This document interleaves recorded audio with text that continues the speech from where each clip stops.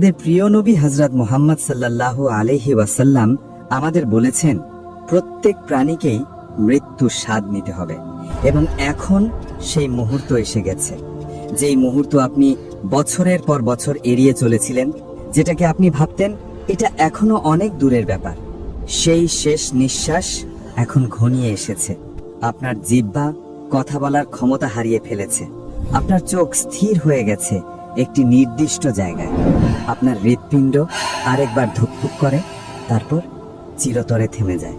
আপনার পায়ের আঙুল থেকে শুরু করে ঠান্ডা ছড়িয়ে পড়তে থাকে সারা শরীরে। কিন্তু এটা কোনো সাধারণ ঠান্ডা নয়, এটা সেই চিহ্ন যা জানিয়ে দিচ্ছে আপনার আত্মা এখন দেহ ছেড়ে চলে যাবার প্রস্তুতি নিচ্ছে। দাউদ আলাইহিস সালাম মৃত্যুকে এভাবে বর্ণনা করেছেন, যদি মাথার একটি মাত্র চুল টানার ব্যথা অনুভূত হতো, তাহলে একটি পাহাড় তার ভারে মাটির নিচে দেবে যেত। আর বর্ণিত আছে, মুসা আলাইহিস সালাম বলেছেন, মৃত্যুর সময়কার অনুভূতি এমন যেন একটি জীবন্ত ভেড়াকে কসাইয়ের হাতে চামড়া ছাড়ানো হচ্ছে। ঠিক সেই মুহূর্তে আত্মা টানতে টানতে বের হয়ে যেতে থাকে, প্রথমে পা থেকে, তারপর হাঁটু, তারপর পেট, বুক, এরপর আত্মা পৌঁছে যায় গলায়। জীবন এসে দাঁড়ায় গলায়। আল কুরআনের সূরা ওয়াকিয়াতে বলা হয়েছে, যখন আত্মা এসে গলায় পৌঁছায়, এই সময়টাতেই সকল যন্ত্রণার কেন্দ্রে পৌঁছায় শরীর। সমগ্র দেহ একসাথে এমন অনুভব করে যেন তাকে ধারালো ছুরি দিয়ে কেটে ফেলা হচ্ছে।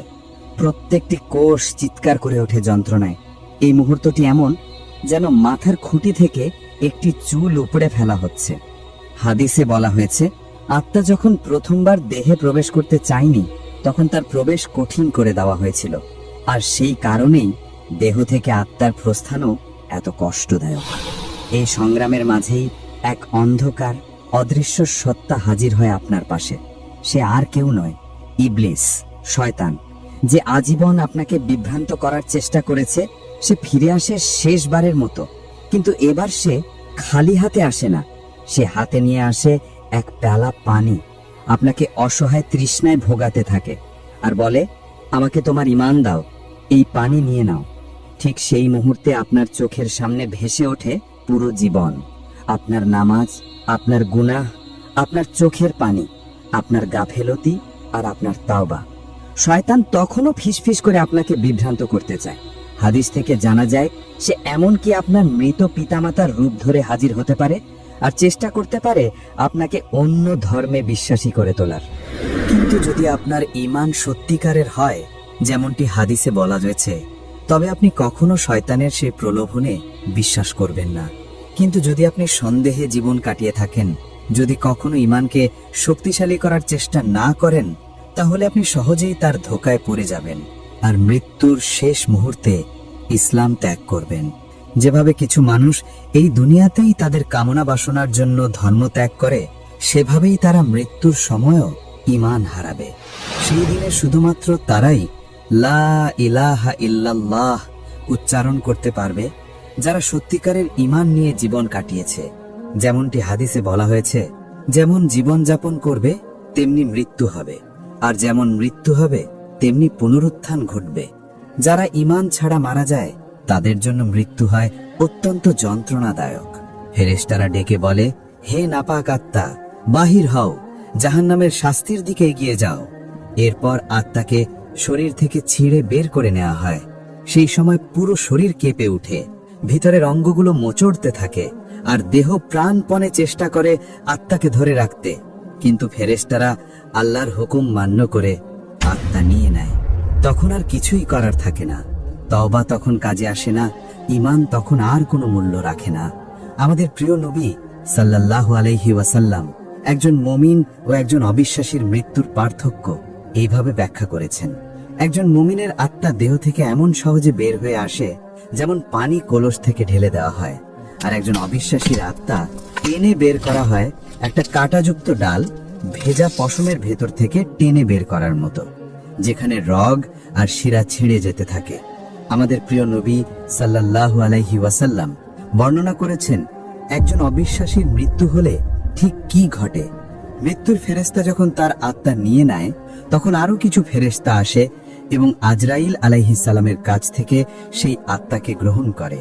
তারা সেই আত্মাকে ঢুকিয়ে দেয় এক কঠিন রুক্ষ পুটলিতে, যেটা বিশেষভাবে তার জন্য প্রস্তুত করা হয়েছে। সেই পুটলি থেকে বের হতে থাকে এক ভয়ঙ্কর দুর্গন্ধ, যা পৃথিবীর সবচেয়ে পচা মৃতদেহের দুর্গন্ধ থেকেও অধিক খারাপ। এরপর ফেরেশতারা সেই আত্মাকে নিয়ে উপরের দিকে উঠতে থাকেন। যখনই তারা কোনো একদল ফেরেশতার পাশ দিয়ে অতিক্রম করেন, তারা প্রশ্ন করে, এই নোংরা আত্মা কার, যারা আত্মাটি বহন করছে? তারা দুনিয়াতে সে যে নামে পরিচিত ছিল সেই নামেই উত্তর দেয়। অবশেষে তারা পৌঁছায় প্রথম আসমানের দরজায় এবং আত্মার জন্য সেই দরজা খোলার অনুমতি চায়, কিন্তু দরজা খোলা হয় না। এরপর আল্লাহ রাসূল সাল্লাল্লাহু আলাইহি ওয়াসাল্লাম সেই আয়াত তেলাওয়াত করেন, নিশ্চয়ই আকাশের দরজা তাদের জন্য খোলা হবে না যারা আমাদের নিদর্শন অস্বীকার করেছে ও অহংকারী ছিল। তারা জান্নাতে প্রবেশ করবে না যতক্ষণ না উট সূচের ছিদ্র দিয়ে প্রবেশ করে। এরপর মহান আল্লাহ আদেশ দেন, তার আমলনামা লিখো পৃথিবীর সবচেয়ে নিচের স্থানে সিজ্জিনে। এরপর সেই আত্মাকে ওপর থেকে নিচে ফেলে দেওয়া হয়। এ বিষয়ে আমাদের নবী সাল্লাল্লাহু আলাইহি ওয়াসাল্লাম একটি আয়াত তেলাওয়াত করেন, যে ব্যক্তি আল্লাহর সাথে শরীক করে তার অবস্থা যেন সেই ব্যক্তির মতো যে আকাশ থেকে পড়ে গেছে, তারপর পাখি তাকে ছিঁড়ে খায় অথবা বাতাস তাকে দূরে কোথাও উড়িয়ে নিয়ে যায়। অন্যদিকে একজন মুমিনের ব্যাপারে কোরআনে বলা হয়েছে, যারা বলে আমাদের প্রতিপালক আল্লাহ এবং এরপর দৃঢ়তার সঙ্গে অবস্থান করে, তাদের কোনো ভয় নেই, তারা দুঃখিতও হবে না। যদি আপনি নিজেকে আল্লাহর নিকট সমর্পণ করে থাকেন, তাহলে আপনি মৃত্যুর ফেরেশতা ও তার সহকারীদের দেখবেন, যারা হবেন আলোয় পরিপূর্ণ এক সত্তা। ফেরেশতারা কক্ষের ভিতরে প্রবেশ করেন, তাদের মুখ উজ্জ্বল, তাদের কথা মমতায় পরিপূর্ণ।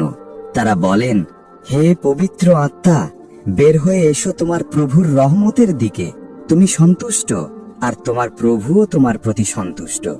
আবারও কোরআনে বলা হয়েছে, যারা বলে আমাদের প্রতিপালক আল্লাহ এবং এরপর দৃঢ়তা অবলম্বন করে, তাদের কাছে ফেরেশতারা অবতরণ করে এবং বলে, ভয় করো না, দুঃখ করো না, বরং সেই জান্নাতের সুসংবাদ গ্রহণ করো যার ওয়াদা তোমাদেরকে দেওয়া হয়েছিল। ফেরেশতারা মুমিনের আত্মাকে মিহি রেশমে মুড়িয়ে নেয় আর তাতে দেয় মনোমুগ্ধকর এক সুগন্ধি। এরপর তারা আত্মাকে নিয়ে আকাশের দিকে যাত্রা শুরু করেন। ফেরেশতারা যখন আত্মাকে নিয়ে উপরের দিকে ওঠেন, তারা প্রতিটি ফেরেশতার দলের পাশ দিয়ে অতিক্রম করেন। প্রতিটি দল জিজ্ঞেস করে, এই সুন্দর আত্মাটি কার? আত্মাটি বহনকারী ফেরেশতারা উত্তরে বলে সেই সব উত্তম নাম ও প্রশংসা যেগুলো সে ব্যক্তি দুনিয়ায় পরিচিত ছিল। যখন তারা 7 আকাশ পর্যন্ত পৌঁছে যায়, তখন সব দরজা মুমিনের জন্য খুলে দেওয়া হয়। আল্লাহর সবচেয়ে নিকটবর্তী ফেরেশতারা সবাই তাকে সালাম জানায়। এরপর বলা হয়, তার আমল নামা নেককারদের তালিকায় লিখে ফেলো। এরপর আল্লাহ বলেন, আমার বান্দাকে পৃথিবীতে ফিরিয়ে দাও, আমি তাকে সেখান থেকে সৃষ্টি করেছি, সেখানেই আমি তাকে ফিরিয়ে দেব, আর সেখান থেকেই তাকে আবার উঠিয়ে আনব পুনরুত্থানের দিনে।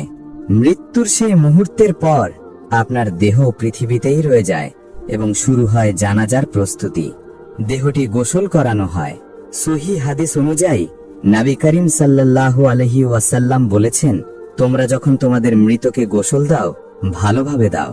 যদিও আমাদের চোখে মৃতদেহ নিষ্প্রাণ মনে হয়, তবুও এটি সেই পাত্র যেখানে এক সময় আত্মা বাস করত, আর আত্মার সঙ্গে এই দেহের এক রহস্যময় সংযোগ এখনো রয়ে যায়। এই সংযোগ এতটাই গভীর যে গোসলের প্রতিটি ছোঁয়া, প্রতিটি পানির ফোঁটা, প্রতিটি নড়াচড়া আত্মা সবকিছু অনুভব করে এমন একভাবে যা একজন জীবিত মানুষ কখনো বুঝতে পারবে না। ঠিক যেন নামাজের জন্য প্রস্তুতি নেওয়া হচ্ছে, আপনার দেহকে ধাপে ধাপে ধোয়া হয় দোয়া আর শ্রদ্ধার সঙ্গে, আর আপনি আপনার আত্মা সবকিছু দেখছেন, অনুভব করছেন। কে এসেছে জানা যায়, কে সত্যিই শোক করছে, কে আপনাকে ভালোবেসেছিল আর কে এসেছে শুধু সামাজিক দায়িত্ববোধে। আপনি এখন সবাইকে দেখতে পাচ্ছেন। এরপর আপনাকে জড়ানো হয় একটি সাধারণ সাদা কাফনে, যেখানে নেই কোনো সেলাই, নেই কোনো অলংকার। আপনি যিনি এক সময় ঘন্টার পর ঘন্টা পোশাক বেছে নিতে কাটিয়েছেন, আজ আপনি আবৃত শুধু একটি সাধারণ কাপড়ে, সবচেয়ে সাধারণ কিন্তু সম্ভবত জীবনের সবচেয়ে অর্থবহ পোশাক। এরপর আপনার জানাজা অনুষ্ঠিত হয়। মাটি আর ধুলোর গন্ধ আপনার অনুভবে আসে। আপনার কফিন নামিয়ে দেওয়া হয় কবরে। কবর প্রস্তুত, ঠান্ডা, অন্ধকার আর সংকীর্ণ। এটাই আপনার নতুন ঠিকানা। কফিনের ঢাকনা খোলা হয় আর কাফনে মোড়ানো আপনাকে ধীরে ধীরে নামিয়ে দেওয়া হয় কবরের গভীরে। দুইজন মানুষ মিলে প্রথম মুঠো মাটি আপনার উপর ছুঁড়ে ফেলা হয়। আপনি এখনো শুনতে পাচ্ছেন, কিন্তু কেউ আর আপনাকে শুনতে পাচ্ছে না। এরপর একে একে সবাই হেঁটে চলে যায়। পায়ের আওয়াজ দূরে মিলিয়ে যায় নীরবতায়। গত রাতে আপনি ঘুমিয়েছিলেন আপনার উষ্ণ বিছানায়। আজ রাতে আপনি শুয়ে আছেন মাটির নিচে, দুই পাথরের মাঝে। কবর কেঁপে ওঠে, তার দেয়াল ফেটে যায়, আর তখনই হাজির হয় দুই ফেরেশতা, মুনকার ও নাকির। তাদের চোখ বিদ্যুতের মতো জ্বলে ওঠে, তাদের কণ্ঠ বজ্রের মতো গর্জে ওঠে, তাদের চুল মাটিতে ঝুলে থাকে। তারা আপনার সামনে দাঁড়িয়ে থাকে বিশালাকার দৈত্যের মতো। এরা হলো সেই দুই ফেরেশতা, মুনকার ও নাকির, যাদের দায়িত্ব হলো প্রশ্ন করা। তারা এগিয়ে আসে, আর শুরু হয় সেই গুরুতর মুহূর্তের জিজ্ঞাসাবাদ। তারা প্রশ্ন করেন, মান রব্বুকা, কে তোমার প্রতিপালক? আমার প্রতিপালক আল্লাহ, যাকে আমি জীবদ্দশায় ইবাদত করতাম। মা দিনুকা, তোমার ধর্ম কি? আমার ধর্ম ইসলাম। মান নবিয়ুকা, কে তোমার নবী? আমার নবী হলেন মুহাম্মদ সাল্লাল্লাহু আলাইহি ওয়াসাল্লাম, এই বিশ্ব জগতের আলো। মা কিতাবুকা, কি তোমার গ্রন্থ? আমার কিতাব কোরআন। মা আমালুকা, কি ছিল তোমার কর্ম? আমার শৈশবের নামাজ, রোগ শোকের সময়কার ধৈর্য ও কৃতজ্ঞতা, আর দুঃসময়েও করা সদাকা, এই সবই আমার সাক্ষী। একজন মুমিন এসব প্রশ্নের সব উত্তর জানেন। এই মুহূর্ত সম্পর্কে হযরত আলী রাদিয়াল্লাহু আনহুর থেকে একটি ঘটনা বর্ণিত আছে। তিনি প্রতি রাতেই দোয়া করতেন, হে আল্লাহ, আমাকে ওমরের খবর দিন। তিনি তার সবচেয়ে প্রিয় বন্ধুকে 6 মাস আগে হারিয়েছিলেন। এক রাতে অবশেষে ওমর তার স্বপ্নে উপস্থিত হন। হযরত আলী তাকে জড়িয়ে ধরেন আনন্দে আর বলেন, তুমি কোথায় ছিলে ভাই আমার? আমি তো 6 মাস ধরে তোমার জন্য অপেক্ষা করছিলাম। ওমরকে দেখতে ক্লান্ত লাগছিল, কিন্তু চেহারায় ছিল প্রশান্তি। তিনি বললেন, মুনকার ও নাকির আমাকে আমার জীবনের প্রতিটি বিষয়ে প্রশ্ন করেছে, আর জিজ্ঞাসাবাদ অনেক লম্বা সময় ধরে চলেছে, কিন্তু আলহামদুলিল্লাহ আমি উত্তীর্ণ হয়েছি। হাদিসে আরো বলা হয়েছে, প্রশ্নোত্তরের সময় আরেকটি সত্তা কবরের ভেতর প্রবেশ করে। যদি আপনি একজন সৎ কর্মশীল মানুষ হয়ে থাকেন, তাহলে আপনি একজন মানুষকে দেখতে পাবেন, যিনি সাদা পোশাক পরিহিত, তার মুখমণ্ডল আলোয় ঝলমলে করছে, তার ঘ্রাণ এত সুন্দর যে ভাষায় বর্ণনা করা যায় না। আপনি তাকে জিজ্ঞেস করবেন, আপনি কে? সে হাসি মুখে জবাব দেবে, আমি আপনার নেক আমল, আমি আপনার নামাজ, আপনার রোজা, আপনার রাত্রিকালীন সেজদা, আপনার আল্লাহর জন্য ফেলা অশ্রু। আমি এসেছি আপনার পাশে থাকতে কিয়ামতের দিন পর্যন্ত। এখন আপনি আর একা নন। সে, আপনার নেক আমল, আপনাকে কবরের চেপে ধরা তার 68 দন্ধাকার এবং যন্ত্রণার হাত থেকে রক্ষা করবে। জান্নাতের সুগন্ধে আপনার আত্মা ভরে যায়, অন্ধকার ধীরে ধীরে দূর হয়ে যায়, আপনার কবর প্রশস্ত হয়ে যায় যত দূর চোখ যায়। ভয় নেই, কষ্ট নেই, শুধু শান্তি। যদি আপনি সঠিকভাবে প্রশ্নগুলোর উত্তর দিতে পারেন, তাহলে জান্নাতের জানালা আপনার কবরের পাশে খুলে দেওয়া হয়। আল্লাহ আদেশ করেন, তার কবর প্রশস্ত করে দাও, আর তার জন্য জান্নাত থেকে একটি বিছানা প্রস্তুত করো। আপনার পাশে খুলে যায় এক জানালা, যেখান থেকে আপনি দেখতে পান জান্নাত, মুমিনদের আসল ঠিকানা।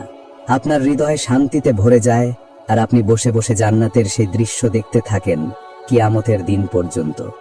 আপনি এখন অবস্থান করছেন বারজাখের এক বাগানে। ঠিক তখনই এক কণ্ঠস্বর শোনেন, আপনার জন্যই এই জান্নাত, আপনার জন্যই আমার সন্তুষ্টি। আমি কখনো আর আপনার উপর রাগান্বিত হব না। এটাই সেই পুরস্কার যারা ঈমানের পথে কষ্ট সহ্য করেছে। এটাই সেই শান্তি যারা আল্লাহকে স্মরণ করেছে, তাদের জন্য প্রস্তুত রাখা হয়েছে। কিন্তু সব কবর কি এমন হয়? না, কারণ যদি কেউ প্রশ্নগুলোর উত্তর দিতে না পারে, যদি কেউ তার জীবন কাটিয়ে দেয় গাফিলতিতে, খেলা আর ভোগ বিলাসে, নিজের রবকে না চিনেই, তাহলে সে কবরে বলবে, মান রব্বুক, কে তোমার প্রভু? সে আমি জানি না। তোমার নবী কে? তোমার ধর্ম কি? তোমার আমল কি ছিল? সে শুধু বলবে, আমি জানি না, আমি কিছুই জানি না। কাফের ও মুনাফিকেরা কখনোই সঠিক উত্তর দিতে পারবে না, আর ফেরেশতারা বলবে, আমরা জানতাম তুমি এই রকম উত্তরই দেবে। তখন কবর তার উপর চেপে বসে। মাটি এমনভাবে তার শরীরকে চেপে ধরে যাতে হাড়গুলো একটার অপরের ভেতর ঢুকে যায়। ভূমি তার নিচে হয়ে ওঠে অন্ধকার এক শাস্তির স্থান। জাহান্নামের দরজা তার জন্য খুলে দেওয়া হয়, আর সে দেখতে পায় জাহান্নামের শাস্তি। এমনকি কবরে থাকা অবস্থাতেও জাহান্নামের উত্তাপ আর দুর্গন্ধ পৌঁছে যায় তার কাছে। কবর তাকে চারদিক থেকে চেপে ধরে, আর যখন জমিন আটসাট করে ধরে, সেখানে আর কোনো দয়া থাকে না। নবী করিম সাল্লাল্লাহু আলাইহি সাল্লাম বলেছেন, কবর তাকে এমনভাবে চেপে ধরবে যেন তার পাঁজরের হাড় একটার সঙ্গে আরেকটা গেঁথে যায়। মুনকার ও নাকিরের চোখ ঝলসে ওঠে বিদ্যুতের মতো, তাদের কণ্ঠ বজ্রের মতো গর্জন ওঠে, আর তাদের দাঁত শিংওয়ালা বন্য ষাঁড়ের মতো ধারালো। তাদের উপস্থিতি আত্মাকে ভীতিতে ভরিয়ে দেয়। এই ফেরেশতারা হাসেন না, তারা দয়া জানেন না, তাদের কাছে কোনো করুণা নেই, কারণ আপনি নামাজকে অবহেলা করেছেন, ঈমানকে গুরুত্ব দেননি। এখন সে অবহেলার ফলস্বরূপ বাড়তে থাকে শাস্তি। তারা এখন সে শাস্তিকে আরো বাড়িয়ে দেয়। মাটি আগুনে পরিণত হয়, শিখাগুলো কবর ঘিরে ধরে, ধোঁয়ায় ভরে যায় চারদিক। মানুষ চিৎকার করে ওঠে, কিন্তু আজ আর পালাবার কোনো পথ নেই। তারপর কবরের ভেতর প্রবেশ করে আরেকটি প্রাণী। তার মুখ বিকৃত, পোশাক নোংরা, আর তার গন্ধ পচা মৃত দেহর থেকেও ভয়ানক। ভয়ে কাঁপতে কাঁপতে মানুষটি জিজ্ঞেস করে, তুমি কে? সে জবাব দেয়, আমি তোমার কাজ, আমি সেই পাপ যেগুলোর জন্য তুমি কখনো তাওবা করনি, আমি সেই সুযোগ যেগুলো তুমি নষ্ট করেছো, আমি সেই সব কাজ যা তুমি করেছিলে। এই সত্তাটি কিয়ামতের দিন পর্যন্ত তার সঙ্গীই থাকবে, বাড়িয়ে দেবে তার যন্ত্রণা ও অনুতাপ। তারপর শুরু হবে আরেক শাস্তি।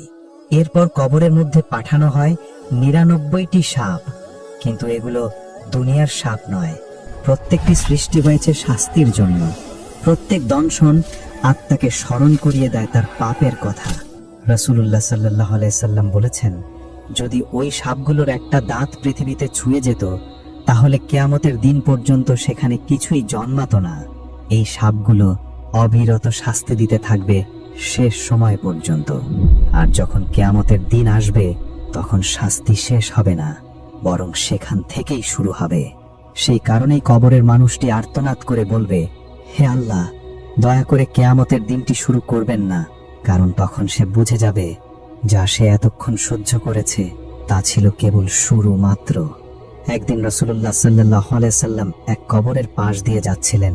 তিনি তার সাহাবীদের বললেন, যদি এখানে শায়িত মানুষটি দুনিয়ায় ফিরে আসতে পারত, তবে সে তার পরিবারকে দেখতে বা সম্পদ সম্পূর্ণ করতে চাইতো না। সে চাইতো শুধু 2টি রাকাত নামাজ আদায় করতে, কারণ এখন সে বুঝেছে, আর একদিন আমরাও বুঝবো। সাঈদ ইবনে সাবিত রাদিয়াল্লাহু তাআলা আনহু বর্ণনা করেন, আমরা একবার আল্লাহর রাসূলের সঙ্গে বেরিয়েছিলাম বনু নাজ্জারের এক বাগানে। তিনি তখন তার বাহনে চড়েছিলেন। হঠাৎ প্রাণীটি ভয় পেয়ে গেল এবং প্রায় তাকে ফেলে দিতে যাচ্ছিল। আমরা দেখতে পেলাম আশপাশে অনেক কবর রয়েছে। তখন রাসূলুল্লাহ সাল্লাল্লাহু আলাইহি সাল্লাম বললেন, তোমরা কি জানো এই কবরগুলোর মানুষদেরকে কেন শাস্তি দেওয়া হচ্ছে? আমরা বললাম, আল্লাহ ও তার রাসূলই ভালো জানেন। তিনি বললেন, যদি আমি ভীত না হতাম যে তোমরা পরস্পরকে কবর দেওয়া বন্ধ করে দিতে, তাহলে আমি আল্লাহর কাছে দোয়া করতাম যেন তোমরা কবরের শাস্তি এমন ভাবে শুনতে পেতে যেমন আমি শুনি। এরপর তিনি আমাদের থেকে মুখ ফিরিয়ে বললেন, তোমরা কবরের শাস্তি থেকে আল্লাহর আশ্রয় চাও, এবং তা 3 বার বললেন। এই জায়গায় এসে আর কেউ পাশে থাকে না, না কোনো বন্ধু, না ভাই, না মা, না সন্তান। এবং তখনই স্পষ্ট হয়ে যায় এই দুনিয়াটি আসল জীবন ছিল না। প্রকৃত সত্য শুরু হয় এখন। এই দুনিয়াটি ছিল একটা পর্দা, আর কবর সেই পর্দার পেছনের মঞ্চ, যেখানে চিরন্তন জীবনের প্রথম দরজা খুলে যায়। এবার আসুন কবরের সবচেয়ে রহস্যময় অংশে, বারজাখের জগতে। আমরা যখন কবর কল্পনা করি, তখন সাধারণত মাটি, কবরস্থান বা কংক্রিটের কবর কল্পনা করি। কিন্তু যেমন স্বপ্নের কোনো সম্পর্ক নেই বিছানার সাথে, তেমনি কবরের প্রকৃত অবস্থারও মাটির সাথে তেমন সম্পর্ক নেই। বারজাখ হলো 2টি জগতের মাঝের একটি করিডোর, একটি সেতু, যার মাধ্যমে আমরা পার হয়ে যাই পরকালের পথে। আজরাইল আলাইহিস সালাম আসেন আত্মা গ্রহণ করতে, আর সেদিন থেকেই আমাদের যাত্রা শুরু হয় এক অপেক্ষার জগতে, আর সেই মুহূর্ত থেকেই আপনি প্রবেশ করেন এক অপেক্ষার জগতে, একটি আত্মিক জগৎ যা দুনিয়া ও আখিরাতের মাঝে অবস্থিত। এটা হলো এক অবস্থা থেকে আরেক অবস্থায় রূপান্তরের জায়গা। এটার চেহারা দুনিয়ার মতো হলেও সেখানে নেই কোনো সূর্য, তবুও সেখানে আলোয় ভরে থাকে চারদিক। এটা দুনিয়ার চেয়ে প্রশস্ত, উজ্জ্বল এবং অনেক বেশি শান্ত। আর হ্যাঁ, মৃতরা আমাদের কথা শুনতে পান, এমনকি তারা শুনতে পান যখন কবর থেকে কেউ চলে যায়, তাদের পদচিহ্নের শব্দ পর্যন্ত। আমরা এটা জানি বদরের যুদ্ধ থেকে। যুদ্ধ শেষ হওয়ার পর রাসূলুল্লাহ সাল্লাল্লাহু আলাইহি ওয়াসাল্লাম অগ্রসর হন কাফিরদের কবরের দিকে। আবু জাহেল, উতবা, সাইবা, ইবনু আবু মুয়াইতের কবরের সামনে গিয়ে প্রত্যেককে বললেন, তোমরা কি এখন বুঝলে আল্লাহ ও তার রাসূল তোমাদের যা বলেছিলেন তা সত্য ছিল? আমি তো আমার প্রতিপালকের প্রতিশ্রুতি সত্য হিসাবে পেয়েছি। তখন উমর রাদিয়াল্লাহু তাআলা আনহু বিস্মিত হয়ে বললেন, হে আল্লাহর রাসূল, আপনি কি মৃতদেহের সঙ্গে কথা বলছেন? রাসূলুল্লাহ সাল্লাল্লাহু আলাইহি ওয়াসাল্লাম বললেন, তারা আমাকে এমন শুনছে যেমন করে তুমি শুনছো, শুধু পার্থক্য এই, তারা উত্তর দিতে পারে না। যখন কোনো মুমিন বারজাখে প্রবেশ করেন, তখন আগে থেকে থাকা অন্যান্য মুমিন আত্মারা তাকে অভ্যর্থনা জানাতে আসেন। তারা জিজ্ঞাসা করেন, আপনি কোথা থেকে এলেন? আপনার নাম কি? দুনিয়ায় কি ঘটছিল? এরপর নতুন আগত আত্মা জিজ্ঞাসা করেন, আমার বন্ধু কোথায়? সে তো আমার আগে মারা গেছে, এখনো এখানে আসেনি। যদি বাকি আত্মারা সেই নাম চিনতে না পারে, তারা বলে, না, আমরা তো তাকে দেখিনি। তখন সেই ব্যক্তি বুঝে যান, যদি সে এখানে না থাকে তাহলে হয়তো সে সিজ্জিনে আছে, অন্ধকারে একা বন্দী। কিন্তু যদি আত্মাটি একজন মুমিনের হয়, তাহলে সে তার আগে চলে যাওয়া পরিবার, আত্মীয় স্বজন এবং প্রিয়জনদের সঙ্গে এই বারজাখের জগতে মিলিত হবে। তারা সেখানে খেতে পারে, পান করতে পারে আর শান্তিতে জীবন যাপন করতে পারে। সেখানে তাদের মতো আরো অনেকে থাকে। তারা মিলিত হয়, কথা বলে, সম্পর্ক বজায় রাখে। আরো বিস্ময়কর হলো, কিছু বিশেষ আত্মা দুনিয়ায় বেঁচে থাকা প্রিয়জনদের সাথে যোগাযোগ করতে পারে, বাস্তবে বা স্বপ্নের মাধ্যমে। একটি বর্ণনায় আছে, যদি কোনো মৃত ব্যক্তি স্বপ্নে দেখা দেয়, সেটি সত্য স্বপ্ন হিসেবে গণ্য হয়, রুয়া সাদিকা, যা বারজাখের জগৎ থেকে প্রেরিত একটি বার্তা। এটার মানে হলো, আত্মারা কখনো কখনো আলমে মিসাল, ছবির জগতে ভ্রমণ করতে পারে। তাই যখন আপনি স্বপ্নে আপনার মৃত মা বাবা, সন্তান বা প্রিয়জনকে দেখেন, তখন সেই স্বপ্নকে ধরা হয় রুয়া সাদিকা, সত্য স্বপ্ন। আপনি যাকে দেখছেন তা আসলে তারই আত্মা, যে আত্মিক জগৎ থেকে আপনাকে দেখতে এসেছে।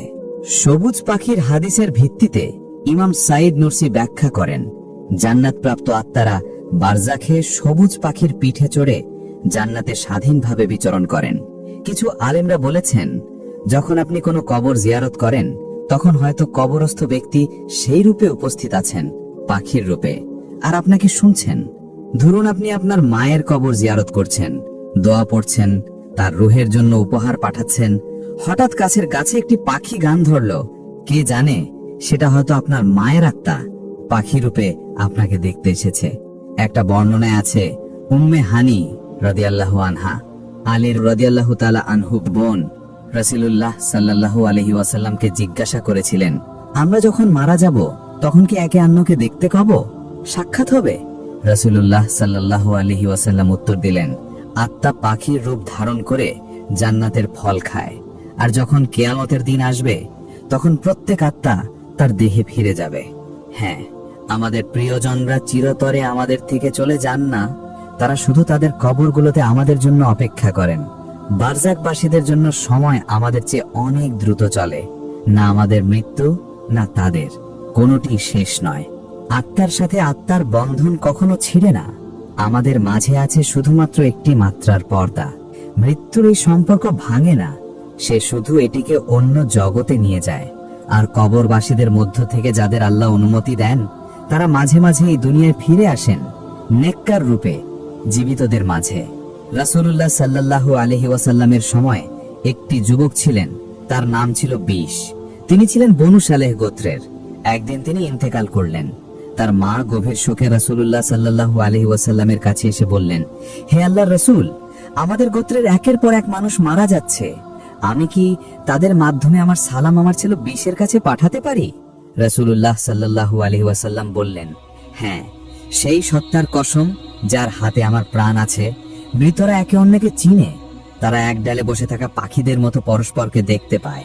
সেদিন থেকে যখনই বনু সালেহ গোত্রের কেউ মৃত্যুর কাছাকাছি যেত, আত্মীয়রা বলতো, আমার ছেলে বিশের কাছে আমার সালাম পৌঁছে দিও। এমন কথা বলা হতো। যদি আপনি প্রিয় কাউকে হারিয়ে থাকেন, তবে এটা মনে রাখবেন, আপনি যেন একটা ট্রেন স্টেশনে অপেক্ষা করছেন, আপনার প্রিয় মানুষটি শুধু এক স্টেশন আগেই পৌঁছে গেছে। ওইদিকে কোনো সিগন্যাল নেই, তাই আপনি তার সাথে যোগাযোগ করতে পারছেন না, শুধু এটাই। কিন্তু সে আপনার জন্য অপেক্ষা করে আছে, ইনশাআল্লাহ। আর হ্যাঁ, তাদের সাথে এখনো আপনার একটা সম্পর্ক আছে। আপনি যে সৎ কাজ করেন, যে দান করেন, বিশেষ করে আল্লাহর জন্য যে কিছু করেন, সেই সব তাদের কাছে পৌঁছে যায়। আর যখন পৌঁছে যায়, তারা আনন্দিত হন, কারণ তারা এখনো আপনাকে ভালোবাসে। তারা এখনো ভাবেন, আমার ছেলে কেমন আছে, আমার মেয়ে কি বিয়ে করেছে, আমার পরিবার কেমন আছে।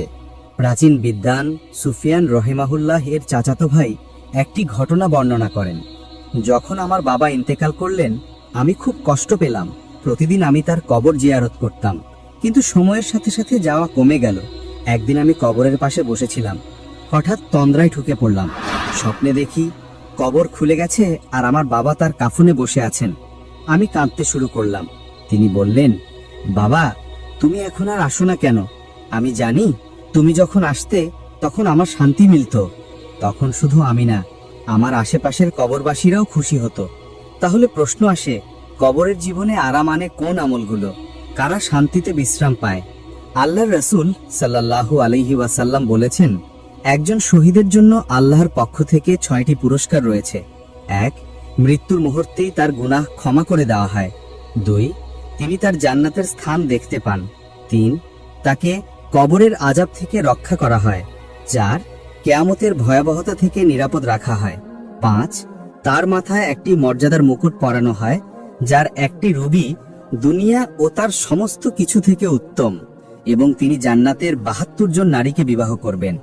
একজন শহীদ তার পরিবার থেকে 70 জনের জন্য সুপারিশ করতে পারবেন। তিরমিজি 35 নম্বর। তবে শহীদদের চেয়েও মর্যাদায় শ্রেষ্ঠ হলেন আলেমরা। রাসূলুল্লাহ সাল্লাল্লাহু আলাইহি ওয়াসাল্লাম বলেছেন, কিয়ামতের দিন আলেমদের কালি শহীদদের রক্তের সঙ্গে ওজন করা হবে এবং আলেমদের কালি হবে ভারী।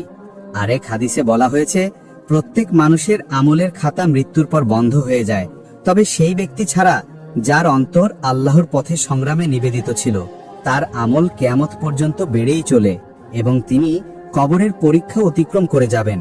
তিরমিজি 2 নম্বর। আপনার নামাজ, আপনার সৎ কাজ, আপনার দান, এই সব কিছুই মৃতদের জন্য সবচেয়ে মূল্যবান উপহার। এই দুনিয়ার কোনো সম্পদ তার সমান হতে পারে না। যেমন এক সময় আপনি আপনার মায়ের গর্ভে ছিলেন এবং তিনি আপনাকে জীবন দিয়েছিলেন, আজ আপনি আপনার দোয়া ও আমলের মাধ্যমে তার কবরের ঘরে জীবন দিতে পারেন। হয়তো আপনার বাবা একদিন আপনার জন্য দুনিয়ার ঘর বানিয়েছিলেন, এখন আপনি আপনার নেক আমলের মাধ্যমে তার কবর সাজাতে পারেন। একজন সাহাবী রাসূলুল্লাহ সাল্লাল্লাহু আলাইহি ওয়াসাল্লামের কাছে এসে বললেন, আমার মা ইন্তেকাল করেছেন, তিনি বেঁচে থাকলে সাদাকা করতেন, আমি কি তার পক্ষে সাদাকা করতে পারি? রাসূল সাল্লাল্লাহু আলাইহি ওয়াসাল্লাম বললেন, অবশ্যই পারো। এটা শুধু মা বাবার জন্য নয়, আপনার সকল প্রিয়জনের জন্যই প্রযোজ্য। তারা সবাই আপনার জন্য অপেক্ষা করছেন জীবনের পরবর্তী স্টেশনে। যখন আপনি পৌঁছাবেন, ইনশাআল্লাহ আপনাকে অভ্যর্থনা জানিয়ে বলা হবে, আপনি যা আমাদেরকে পাঠিয়েছেন তা আমরা পেয়েছি, সব উপহার পৌঁছে গেছে, স্বাগতম। একবার রাসূল সাল্লাল্লাহু আলাইহি ওয়াসাল্লামের সাহাবীদের বর্ণনা করছিলেন কিভাবে মুনকার ও নাকির কবরের মধ্যে জিজ্ঞাসাবাদ করেন, ভয় ও মহিমার সঙ্গে। তখন উমর রাদিয়াল্লাহু আনহু জিজ্ঞাসা করলেন, হে আল্লাহর রাসূল, আমরা তখন আমাদের বর্তমান বোধ ও জ্ঞান নিয়ে থাকব? রাসূল সাল্লাল্লাহু আলাইহি ওয়াসাল্লাম উত্তর দিলেন, হ্যাঁ, তোমরা তখনও তোমাদের আজকের মতো বুদ্ধি ও উপলব্ধি নিয়ে থাকবে। উমর রাদিয়াল্লাহু আনহু বললেন, তাহলে আমার কোনো ভয় নেই, এটাই যথেষ্ট, আমি জানি কিভাবে উত্তর দিতে হয়। এই ঘটনার পরে কোরআনের আয়াত নাজিল হয়েছিল। আল্লাহ ঈমানদারদেরকে দুনিয়া ও আখিরাতে দৃঢ় বক্তব্যের মাধ্যমে স্থির রাখেন। সূরা ইব্রাহিম 14 নং সূরা 27 নম্বর আয়াত। যখন উমর রাদিয়াল্লাহু আনহু ইন্তেকাল করলেন, আলী রাদিয়াল্লাহু আনহু সেই ঘটনার স্মরণ করলেন। তিনি চোখ বন্ধ করলেন, হৃদয়কে উমরের অবস্থার দিকে ফেরালেন এবং গভীর ধ্যানে ডুবে গেলেন। আল্লাহ তার দৃষ্টির পর্দা সরিয়ে দিলেন, আর তিনি দেখলেন মুনকার ও নাকির গাম্ভীর্যের সঙ্গে এগিয়ে আসছেন। তারা উমরকে জিজ্ঞেস করলেন, তোমার রব কে? তোমার ধর্ম কি? তোমার নবী কে? উমর রাদিয়াল্লাহু আনহু পাল্টা প্রশ্ন করলেন, তোমরা কোথা থেকে এসেছো? ফেরেশতারা বললেন, আমরা সপ্তম আকাশ থেকে এসেছি। উমর রাদিয়াল্লাহু আনহু বললেন, সেখান থেকে এখানে আসতে তোমাদের 7000 বছরের পথ পাড়ি দিতে হয়েছে, তবুও তোমরা তোমাদের রবকে ভুলোনি। আমি তো কেবল আমার ঘর থেকে কবর ঘরে এসেছি, আমি কেন আমার রবকে ভুলে যাব? ফেরেশতারা বললেন, আমরা জানতাম আপনি এমনই উত্তর দিবেন, কিন্তু আমাদের আদেশ দেওয়া হয়েছে আপনাকে ভয় জাগিয়ে প্রশ্ন করতে। আলী রাদিয়াল্লাহু আনহু যখন এই দৃশ্য দেখলেন, তখন চোখ খুলে বললেন, হে উমার, আল্লাহ আপনাকে বরকত দিন, আপনি সত্য ও সাহসের প্রতীক ছিলেন। যখন আপনার সময় আসবে, বারজাখে একটি নতুন পরিবার আপনার জন্য অপেক্ষা করবে, যাদের আপনি আগে চিনতেন না। রাসূলুল্লাহ সাল্লাল্লাহু আলাইহি ওয়াসাল্লাম এবং তাহার সাহাবীগণ, তারাই হবেন আপনার নতুন পরিবার। আমরা তো দোয়ায় বলি, হে আল্লাহ, তাদের দুনিয়ার চেয়ে উত্তম ঘর দিন, উত্তম পরিবার দিন, উত্তম সঙ্গী দিন।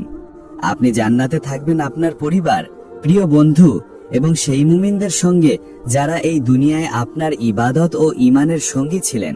তারা হবেন আপনার ঘরে, আর আপনি থাকবেন তাদের ঘরে। যে ব্যাখ্যাই সত্য হোক না কেন, বাস্তবতা হলো, যখন আপনার প্রিয় কেউ মৃত্যুবরণ করে, তখনও আপনাদের সম্পর্ক শেষ হয় না। আপনার প্রতিটি দোয়া, প্রতিটি সাদকা, প্রতিটি নেক আমল যা আপনি তাদের উদ্দেশ্যে করেন, তা তাদের কাছে পৌঁছে যায় কবরের অন্ধকারে একটি উজ্জ্বল আলো হয়ে। তা হয়ে দাঁড়ায় তাদের আত্মার জন্য উষ্ণতা, সান্ত্বনা ও প্রশ্বাস।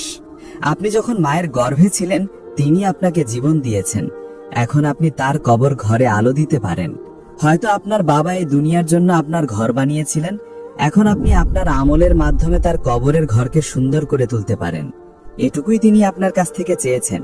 এবং এটা ভুলে যাবেন না, মানুষের ইন্দ্রিয় শক্তি সীমিত। আমরা সবকিছু দেখতে বা বুঝতে পারি না। একটা ঈগল আমাদের চেয়ে 8 গুণ দূর পর্যন্ত দেখতে পায়। মৌমাছি দেখতে পায় অতি বেগুনি আলো।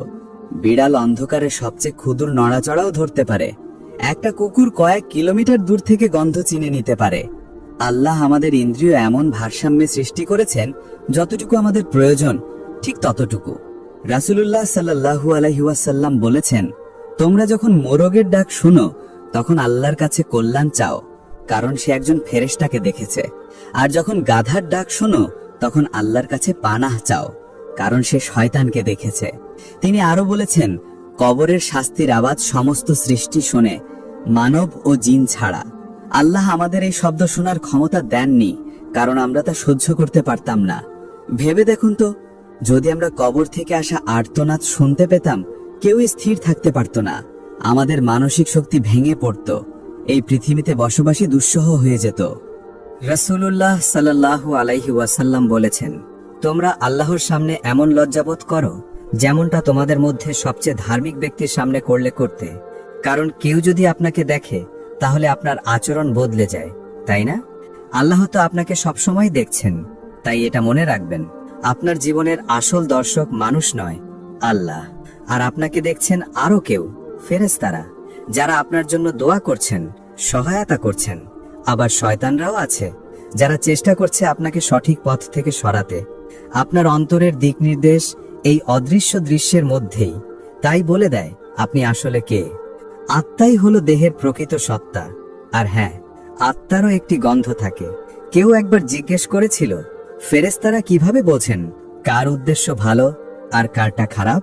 উত্তর ছিল, যখন কেউ ভালো নিয়ত করে, তখন আত্মা থেকে মিশুকের মতো এক সুগন্ধ উঠে, আর যখন কেউ খারাপ নিয়ত করে, তখন বেরিয়ে আসে এক অসহ্য দুর্গন্ধ। এমনকি পৃথিবীও তা বুঝতে পারে। আল্লাহ কোরআনে বলেন, আকাশ ও পৃথিবী তাদের জন্য কাঁদেনি, সূরা আদ-দুখান।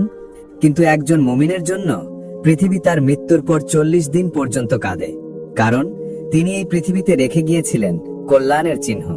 রাসূলুল্লাহ সাল্লাল্লাহু আলাইহি ওয়াসাল্লাম একবার এক বদকর্মীর আত্মার দুর্গন্ধের কথা বর্ণনা করেন। তিনি যখন তা বলছিলেন তখন নিজেই তার নাক ঢেকে ফেলেন, কারণ সেই গন্ধ ছিল সহ্য করার অযোগ্য। কিন্তু যখন একজন মুমিনের আত্মা উপরের দিকে উঠে, তখন ফেরেশতারা বলেন, এই অপূর্ব সুগন্ধ কোথা থেকে আসছে? আর হ্যাঁ, আত্মারা এই দুনিয়ার অন্যায়, অবিচার, জুলুম ও অত্যাচারও প্রত্যক্ষ করে। যখন ইমাম আহমদ রহমাতুল্লাহ আলাইহিকে সত্য কথা বলার কারণে চাবুক মারা হচ্ছিল, তখন একজন মানুষ তার কথা ভেবে দুঃখে কেঁদে ফেলেন। সেই রাতে তিনি স্বপ্নে একটি আওয়াজ শুনলেন, ইস, যদি তুমি দেখতে পারতে আকাশের ফেরেশতারা কিভাবে তার ধৈর্যের প্রশংসা করছে। তিনি জিজ্ঞেস করলেন, ফেরেশতারা কি জানে তাকে মারধর করা হচ্ছে? স্বপ্নে কণ্ঠস্বরটি উত্তর দিল, আকাশে এমন একটি ফেরেশতা নেই যে তার ধৈর্যের সম্পর্কে জানে না। এখন ভাবুন, আপনার প্রিয়জনেরা যারা দুনিয়া ছেড়ে চলে গেছেন, তারাও আপনার খবর জানতে পারেন। একজন মানুষ তার পিতার মৃত্যুর পর পাপে লিপ্ত হয়ে পড়েছিলেন। সেই রাতে স্বপ্নে তার বাবা এসে বললেন, বাবা, আমরা একসময় তোমার ভালো আমলে গর্ববোধ করতাম, কিন্তু একদিন তুমি আমাকে লজ্জা দিলা, আর যেন আমাকে মুমিনদের সামনে লজ্জিত করো না। সেদিন থেকে সেই ব্যক্তি প্রতি রাতে দোয়া করতেন, হে সৎকর্মীদের রব, হে গুনাহগারদের প্রতি সবচেয়ে দয়ালু, আমাকে এমনভাবে তোমার দিকে ফিরিয়ে নাও যেন আমি আর কখনো পূর্বের মতো না হই। রাসূলুল্লাহ সাল্লাল্লাহু আলাইহি ওয়াসাল্লাম বলেছেন, আপনার কাজগুলো আপনার মৃত আত্মীয়দের সামনে উপস্থাপন করা হয়। যদি তা ভালো হয়, তারা খুশি হন, আর যদি খারাপ হয়, তারা বলেন, হে আল্লাহ, তাকে সঠিক পথ দেখান, যেমন আপনি আমাদের দেখিয়েছেন। এই দোয়া তারা করেন যারা আমাদের আগেই দুনিয়া ছেড়ে চলে গেছেন। মৃত্যুর পর প্রথম 40 দিন বিশেষ গুরুত্বপূর্ণ। ভাবুন, একটি আত্মা কবরের অন্ধকারে ভয়ে আর নিস্তব্ধতায় শুয়ে আছে। হঠাৎ ফেরেশতারা এসে বলে, আপনার সন্তান আপনার জন্য দোয়া করেছে, আপনার মেয়ে আপনার নামে সদকা দিয়েছে, আপনার শিখানো কোনো জ্ঞানে কেউ আমল করেছে। এটা যেন জ্বলন্ত মাটিতে নেমে আসা ঠান্ডা বৃষ্টির মতো। ভয় দূর করে, কবর আলোকিত করে এবং আত্মায় শান্তি এনে দেয়। জীবন শেষ হলেও এই খবরগুলো আত্মাকে মনে করিয়ে দেয়, আপনার রেখে যাওয়া ভালো কাজ এখনো চলছে। এই 40 দিন কোনো কুসংস্কার নয়, বরং এটা একটা স্মরণ যে আত্মার সাথে দুনিয়ার সম্পর্ক একেবারে বিচ্ছিন্ন হয়ে যায় না। আত্মা যখন বারজাকে স্থিত হয়, তখন পরিবারের পক্ষ থেকে পাঠানো দোয়া ও স্মরণ সবচেয়ে বেশি প্রভাব ফেলে। এই জন্যই অনেক মুসলিম পরিবার মৃত্যুর পর 40 দিন ধরে কোরআন তেলাওয়াত, দোয়া ও সদকা করে। এই কারণে না যে আত্মা ঘুরে বেড়ায়, বরং কারণ আত্মা তখনও আল্লাহর রহমতের সবচেয়ে বেশি প্রয়োজন রাখে। আর বাস্তবে এই 40 দিন জীবিতদের জন্য এক শিক্ষা, কারণ শীঘ্রই আমরাও এক কবরের মধ্যে শুয়ে থাকব, কারো স্মরণ, কারো পাঠ করা কোরআন কিংবা আমাদের নামে সাদকা আসার অপেক্ষায়। কারণ মৃত্যু এলেই আমলের খাতা বন্ধ হয়ে যায়। তখন আর কেউ নিজের জন্য নামাজ পড়তে পারে না, রোজা রাখতে পারে না, সাদকা দিতে পারে না। কিন্তু আল্লাহর রহমত অসীম, তাই তিনি মৃত্যু পরেও 3টি দরজা খোলা রেখেছেন। 1, সাদকায়ে জারিয়া, 2, উপকারী জ্ঞান, 3, সৎ সন্তান যে তার পিতামাতার জন্য দোয়া করে। এগুলো মৃতদের জন্য মুক্তির পথ আর জীবিতদের জন্য দায়িত্ব। আবার কল্পনা করুন, একটি আত্মা কবরের ভেতরে দুশ্চিন্তায়, একাকী। হঠাৎ ফেরেশতারা বলে, আপনার ছেলে আপনার জন্য দোয়া করেছে, আপনার মেয়ে আপনার নামে সাদকা দিয়েছে, কেউ আপনার শেখানো জ্ঞান অনুসরণ করেছে। আর সেই মুহূর্তেই কবর অন্ধকার থেকে আলোয় পরিণত হয়। আবার কল্পনা করুন, একটি আত্মা কবরের অন্ধকারে শুয়ে আছে, উদ্বিগ্ন ও ভীত। হঠাৎ ফেরেশতারা সুসংবাদ নিয়ে আসে, আপনার ছেলে আপনার জন্য দোয়া করেছে, আপনার মেয়ে আপনার নামে সাদকা দিয়েছে, কেউ আপনার শেখানো জ্ঞান অনুযায়ী চলেছে। আর সেই মুহূর্তেই কবর অন্ধকার থেকে আলোয় পরিণত হয়। কিন্তু এটা যেন 40 দিনের মধ্যেই থেমে না যায়। যখনই আপনি তাদের কথা মনে করেন, তাদের জন্য দোয়া, কুরআন পাঠ, সাদকা এসব পাঠাতে থাকুন। রাসূলুল্লাহ সাল্লাল্লাহু আলাইহি ওয়াসাল্লাম বলেছেন, কবরগুলো জিয়ারত করো, এগুলো তোমাকে মৃত্যুর কথা স্মরণ করিয়ে দেবে। আর মনে রাখবে, কবরবাসীর জন্য কুরআন অন্যতম বড় উপহার। আল্লাহর বাণী শুধু শব্দ নয়, এগুলো আলো, দয়া আর আত্মার প্রশান্তি। রাসূল সাল্লাল্লাহু আলাইহি ওয়াসাল্লাম বলেছেন, সূরা আল মুলক তার পাঠকারীকে কবরের আযাব থেকে রক্ষা করে। ভাবুন, একজন মানুষ যিনি জীবনে প্রতি রাতে এই সূরাটি পড়তেন আজ কবরের ভিতরে শুয়ে আছেন, আর তার চারপাশে সেই সূরার দয়া আর সুরক্ষা ছায়ার মতো ঘিরে রেখেছে। এটি আল্লাহর ওয়াদা, যে ব্যক্তি আল মুলক নিয়মিত পড়বেন তার কবর এক ঢাল দ্বারা সুরক্ষিত হবে, শান্তিপূর্ণ হবে।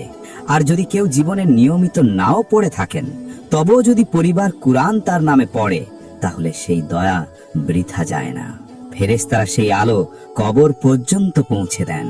অন্ধকার দূর হয়, নিঃসঙ্গতা কমে যায়, আর আত্মাকে ঘিরে রাখে শান্তির বাণী। অনেক মুসলিম পরিবারে কেউ ইন্তেকাল করলে সূরা ইয়াসিন পড়া হয়। যদিও আলেমদের মধ্যে কিছু মতভেদ আছে, তবুও মূল বার্তা একটাই, কুরআন উপকার করে জীবিত ও মৃত উভয়ের জন্য। জীবিতদের জন্য কুরআন হলো স্মরণ, আর মৃতদের জন্য এক মহামূল্যবান উপহার। কবরের ভিতর থেকে দুনিয়ার কোনো কিছুই পৌঁছায় না, না অর্থ, না পদমর্যাদা, না অর্জন, কিন্তু কুরআনের আওয়াজ তা হয়ে ওঠে এক অমূল্য নেয়ামত। একজন মুমিনের জন্য কুরআনের আওয়াজ এমন যেন আগুনের উপর ঠান্ডা পানি ঢেলে দেওয়া হয়েছে, আর পাপীর জন্য তা এক কোমল প্রলেপ যা অনুতাপকে শান্ত করে। প্রতিটি আয়াত, প্রতিটি তেলাওয়াত কবরের অন্ধকারে এক একটি আলো হয়ে জ্বলে ওঠে। ভাবুন, সূরা আল ফাতিহা প্রত্যেক মুসলিমের মুখস্থ। কারো জন্য এই সূরাটি পড়া মানে হিদায়াত, দয়া আর আশার দোয়া করা, আল্লাহর কাছে চাওয়া তার বারজাখের পথ সহজ করে দিন। ভাবুন, সূরা ইখলাস ছোট হলেও তাওহীদের শক্ত ঘোষণা।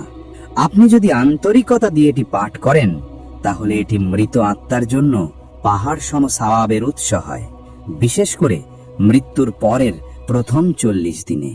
মৃত্যুর পর আত্মা যখন বারজাখে নতুন ঘরে নিজেকে মানিয়ে নিচ্ছে, তখন কুরআনের তেলাওয়াত তার কবর ঘরে এমন হয়ে যায় যেন এক শূন্য কক্ষে নতুন আসবাব রাখা হচ্ছে। ঠান্ডা জায়গায় উষ্ণতা, শুনশান ঘরে সঙ্গী, আর নিঃসঙ্গ হৃদয় শান্তি। কুরআনের সৌন্দর্য হলো এটি সময়ে বাধা নয়। যদি কেউ জীবনে গুনাহ করে থাকে, তার নামেও সত্যিকারের আন্তরিকতা দিয়ে কুরআন পড়া হলে তাও তার উপকারে আসে। আল্লাহ দয়াবান, আর তার রহমত ক্রোধের চেয়েও বড়। তাই আলেমরা বলেন, পড়া বন্ধ করো না, কবরকে নীরব হতে দিও না, তাদের কাছে পাঠাও আলো হয়ে পৌঁছক কুরআন। কারণ কুরআনের প্রতিটি অক্ষর একটি আলো, প্রতিটি আয়াত একটি রহমত, আর প্রতিটি সূরা একটি ঢাল, সুরক্ষা। কোনো ব্যক্তি যদি পাপী হয়ে মারা যায়, তাহলে মৃত্যুর পর তার সামনে এক পর্দা উঠিয়ে দেখানো হয়, এই সব তুমি দুনিয়াতে খুঁজে বেড়াতে, সম্পদ, খ্যাতি, ক্ষমতা, তুমি আমার জন্য সময় বের করনি, এখন দেখো তুমি কি হারালে। তখন তাকে জান্নাতের একটি ঝলক দেখানো হয় যা তার হতে পারত, আর সেই এক ঝলকই হয়ে দাঁড়ায় তার জন্য কবরের সবচেয়ে বড় শাস্তি। কারণ সে বুঝে যায় সে হারিয়েছে এমন কিছু যা আর কখনো ফিরে পাওয়া যাবে না। তারপর আরেকটি পর্দা খুলে যায়। আপনি তখন দেখেন আপনার ধন সম্পদ, বাড়ি, যেগুলোর জন্য আপনি সারা জীবন পরিশ্রম করেছেন, আজ অন্যদের মাঝে ভাগ হয়ে গেছে। মানুষ এখন খাচ্ছে, উপভোগ করছে সেই টাকা দিয়ে যা আপনি নিজের জন্য জমিয়ে রেখেছিলেন, সেই টাকা যা আপনি আল্লাহর রাস্তায় খরচ করেননি, সেই যাকাত যা আপনি দেননি, সেই সাদকা যা আপনি ফিরিয়ে দিয়েছিলেন। আপনার দেহ মাটির নিচে কীট পতঙ্গে পরিণত, আর আপনার সন্তানেরা উপভোগ করছে আপনার রেখে যাওয়া সম্পদ, আর আপনি একা দাঁড়িয়ে আছেন সব কিছুর হিসাব দিতে। একটা কণ্ঠস্বর বলে, কিছুই তো তোমার সঙ্গে থাকিনি, বরং দেখো তুমি আর কি হারালে, জান্নাত। এই সব কিছু যা একদিন এমনিতেই চলে যেত, তার জন্য তুমি কি ত্যাগ করলে? আপনি চিরন্তন জীবন হারিয়েছেন এই ক্ষণস্থায়ী দুনিয়ার জন্য। আপনার সবচেয়ে বড় সম্পদ ছিল আপনার জীবনকাল, আর যদি আপনি তা আল্লাহর পথ ছেড়ে অন্য পথে ব্যয় করেন, তাহলে আপনার কাছে আর কি থাকে? তাই সেই লোকদের হিংসা করা বন্ধ করুন যারা দুনিয়ার বিলাসে বেঁচে আছে কিন্তু উদ্দেশ্য ভুলে গেছে। কারণ কবর সবাইকে সমান করে দেবে, ধনী, গরিব, ক্ষমতাবান বা দুর্বল। সেখানে একমাত্র বিবেচ্য হবে আপনার আমল ও আপনার ঈমান। আল্লাহ আমাদের সেই সব লোকদের অন্তর্ভুক্ত করুন যারা শহীদের মতো কবরে প্রবেশ করেন, যারা মৃত্যুর যন্ত্রণা বা মরণমত্ততা ছাড়াই বিদায় নেন। ভাবুন তো, যদি আজ রাসূলুল্লাহ সাল্লাল্লাহু আলাইহি ওয়াসাল্লাম আমাদের কাজকর্ম দেখতেন, তিনি কি বলতেন আমাদের সম্পর্কে? আখেরাতে প্রবেশ করা মানে যেন জীবনের মঞ্চ থেকে নেমে যাওয়া, দীর্ঘ সময় ধরে অভিনয় মানে জীবনের কাজকর্ম শেষ করে আপনি এখন সেই দর্শকদের মাঝে বসে পড়ছেন যারা সারা জীবন আপনাকে দেখছিল। কিন্তু তার আগে নিজেকে প্রশ্ন করুন, ফেরেশতারা কি আপনার উপর গর্বিত, না শয়তানরা আপনার কাজ দেখে হাসছে? রাসূলুল্লাহ সাল্লাল্লাহু আলাইহি ওয়াসাল্লাম যদি আজ আপনাকে দেখতেন, তিনি কি বলতেন আপনার সম্পর্কে? যখন কবরের মধ্যে থাকে আপনার আত্মীয়রা আপনার খবর শোনেন, তখন তারা কি আনন্দ পান নাকি দুঃখ ও কষ্টে ভরে ওঠেন? উত্তর লেখা হচ্ছে এই মুহূর্তে, প্রতিটি নিঃশ্বাসে, প্রতিটি সিদ্ধান্তে, প্রতিটি পদক্ষেপে। নামাজে অবহেলা করবেন না, তাওবা পিছিয়ে রাখবেন না। কাউকে জড়িয়ে ধরতে ইচ্ছে হলে এখনই ধরুন, কারোর হৃদয়ে ভেঙে থাকলে এখনই ঠিক করুন।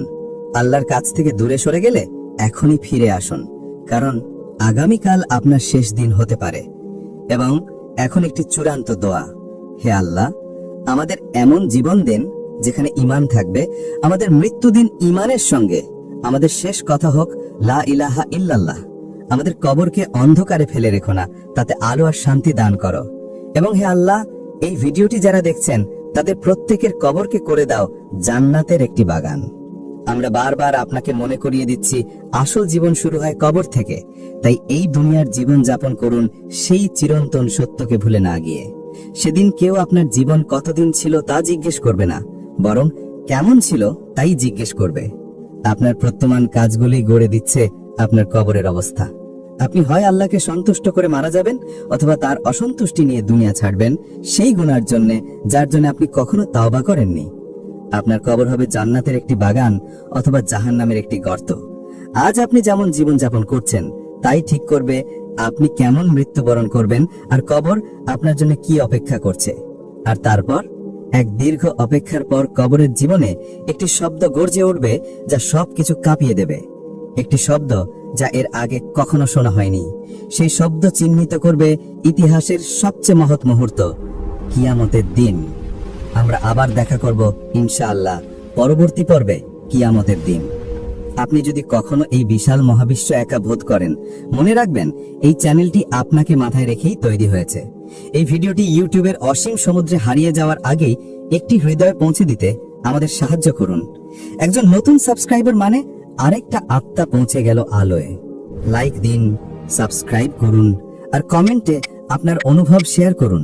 হয়তো আপনার এক ক্লিকই কারো জীবনে আলো নিয়ে আসবে। 19 শতক পর্যন্ত মানুষ বিশ্বাস করত যে পৃথিবী কেন্দ্রে রয়েছে, সূর্য, চাঁদ এবং তারারা পৃথিবীর চারপাশে ঘুরছে। সেখানে একটি মাত্র রেফারেন্স সিস্টেম ছিল পৃথিবী। কিন্তু কোরআন বলেছিল যে 7টি আসমান, 7টি ভিন্ন সিস্টেম রয়েছে। 1838 সালে এটি প্রমাণিত হয়েছিল যে পৃথিবী সূর্যের চারপাশে ঘুরে। প্রথমবারের মতো এই সত্যটি প্রকাশিত হয়েছিল। বছরের পর বছর ধরে বিজ্ঞানীরা আরো আবিষ্কার করছেন। তারা ঘোষণা করেছিলেন যে মহাবিশ্বের একটি 7 স্তরীয় কাঠামো রয়েছে। কোরআনে বলা হয়েছে তিনি 7টি আসমানকে স্তরে স্তরে সৃষ্টি করেছেন। এখন মৃত্যুর কথা বলার সময় এসেছে। শীঘ্রই রূহ 7টি আসমানের মধ্য দিয়ে তার যাত্রা শুরু করবে। কিন্তু তার আগে এটি মৃত্যুর ফেরেশতাদের সাথে দেখা করবে এবং শরীরের কারাগার থেকে বের হয়ে যাবে। একজন বিশ্বাসীর জন্য এই মুহূর্তটি খুবই সহজ।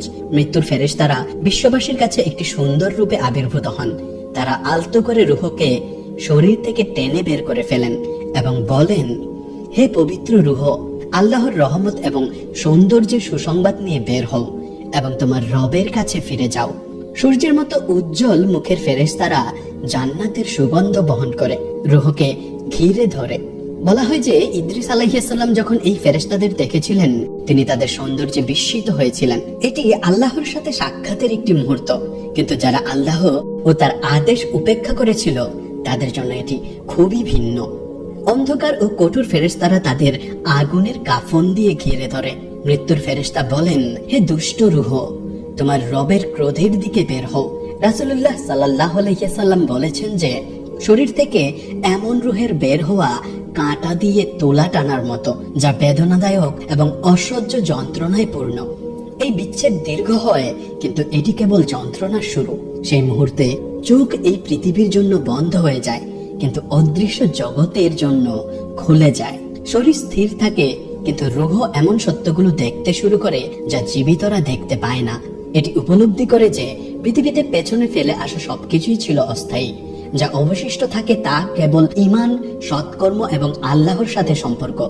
শরীর প্রাণহীন থাকা সত্ত্বেও রূহ ইতিমধ্যেই অদৃশ্য জগতে টেনে নেওয়া হয়। এটি তার শরীরকে ধোয়া, কাফন দেওয়া এবং দাফনের জন্য প্রস্তুত করা দেখে, কিন্তু এটি কারোর সাথে কথা বলতে বা তাদের স্পর্শ করতে পারে না। এটি সেখানে থাকে, কিন্তু অন্য মাত্রায়। শরীর ত্যাগ করার পর তার প্রথম উত্থানে রূহ নিজেকে নীল আলোর এক সাগরের মাঝখানে দেখতে পেল। পৃথিবীর বায়ুমণ্ডল এটিকে একটি বিশাল স্ফটিক গম্বুজের মতো ঘিরে রেখেছিল। এটি পৃথিবীর আকাশ অতিক্রম করার সময় তার রবের মহান জ্ঞান আবার দেখতে পেল। এই স্তরে ফেরেশতা প্রথম সুসংবাদ দিলেন, সুসংবাদ হে পবিত্র আত্মা, পৃথিবীতে তুমি যে সালাত পড়েছিলে তা তোমার জন্য এই আসমানের দরজা খুলে দিয়েছে।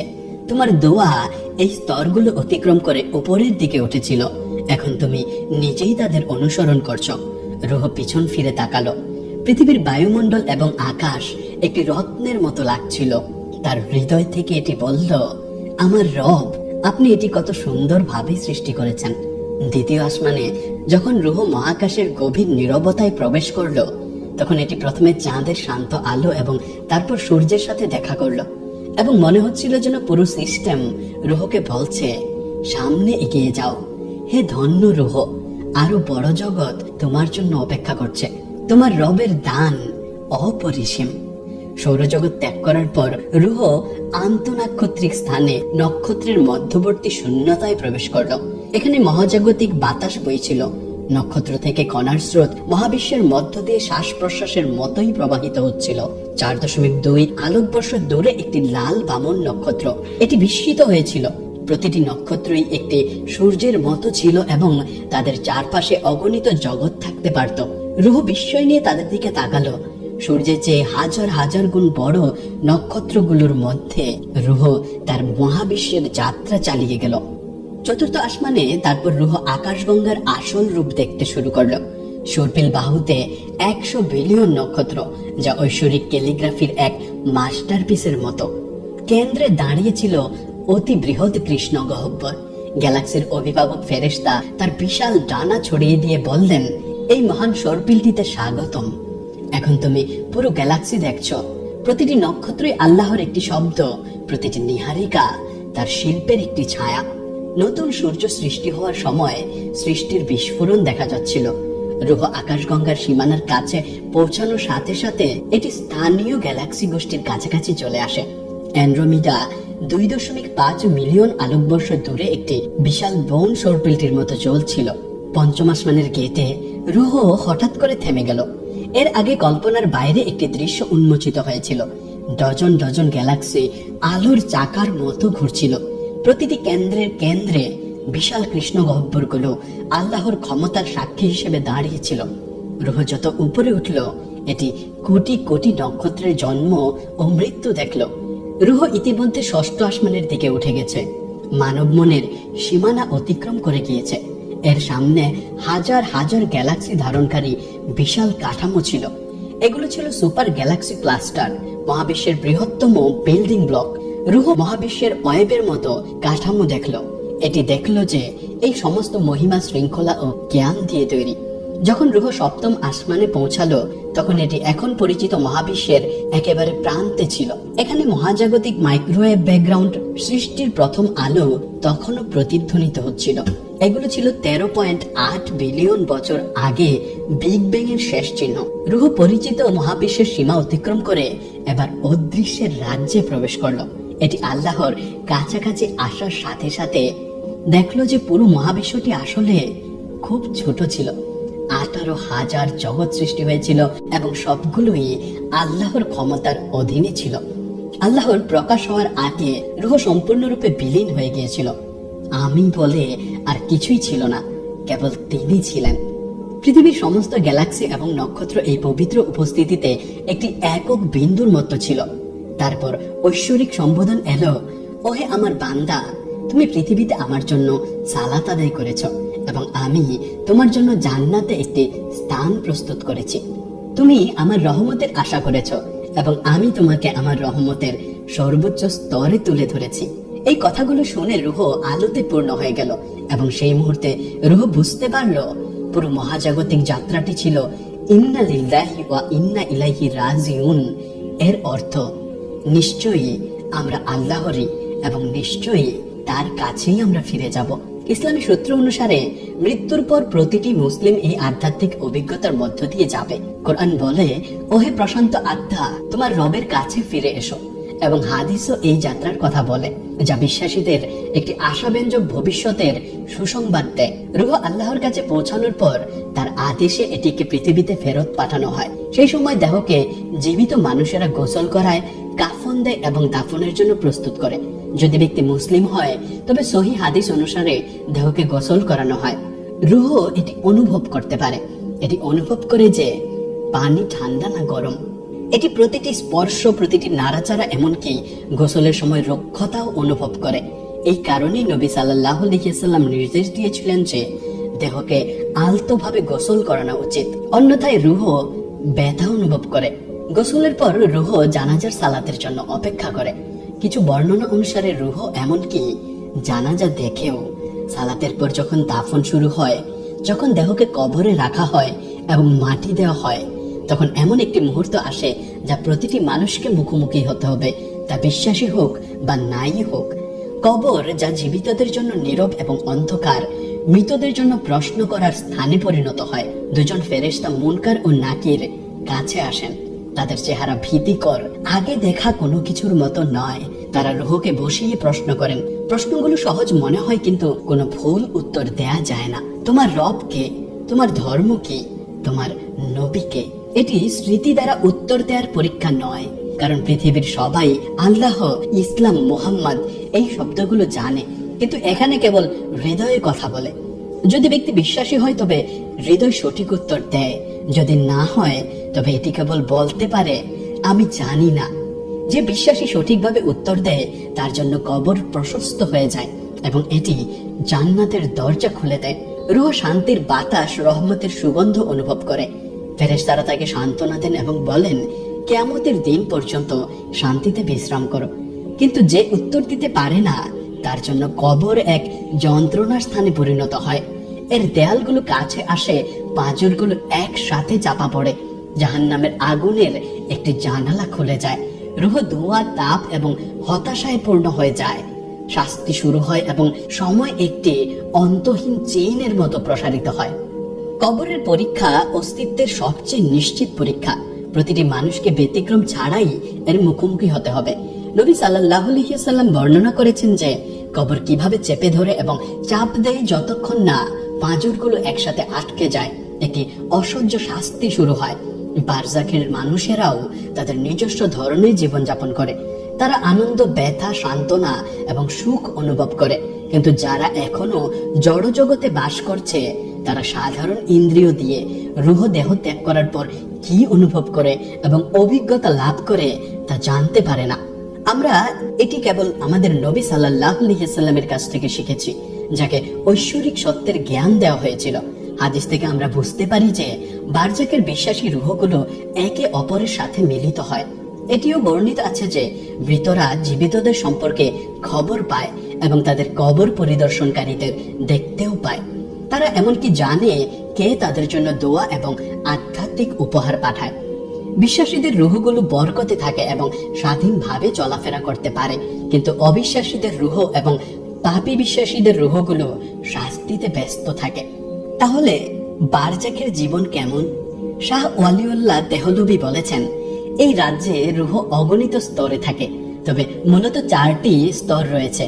যারা জাগ্রত অবস্থায় থাকে বা ইয়াকাজা অবস্থায় থাকে তারা তাদের কর্ম অনুসারে পুরস্কৃত বা শাস্তিপ্রাপ্ত হয়। যারা স্বাভাবিক ঘুমের মতো অবস্থায় থাকে, যারা স্বপ্নের মাধ্যমে সান্ত্বনা বা শাস্তি পায়। নবীদের রূহ শরীর ত্যাগ করে এবং তাদের দেহের রূপ ধারণ করে কস্তুরী ও কর্পূরের সুগন্ধ নিয়ে। তারা জান্নাতে থাকে, তারা খায়, পান করে এবং উপভোগ করে, এবং রাতে তারা আরশ থেকে ঝুলন্ত লণ্ঠনে বিশ্রাম নেয়। শহীদদের রূহ শরীর ত্যাগ করে এবং জান্নাতে সবুজ পাখির মধ্যে থাকে। তারা খায়, পান করে এবং উপভোগ করে, এবং রাতে তারা আরশ থেকে ঝুলন্ত লণ্ঠনে বিশ্রাম নেয়। অনুগত বিশ্বাসীদের রূহ জান্নাতের আশেপাশে থাকে। তারা খায় বা পান করে না, তবে জান্নাতের দিকে তাকিয়ে আনন্দ পায়।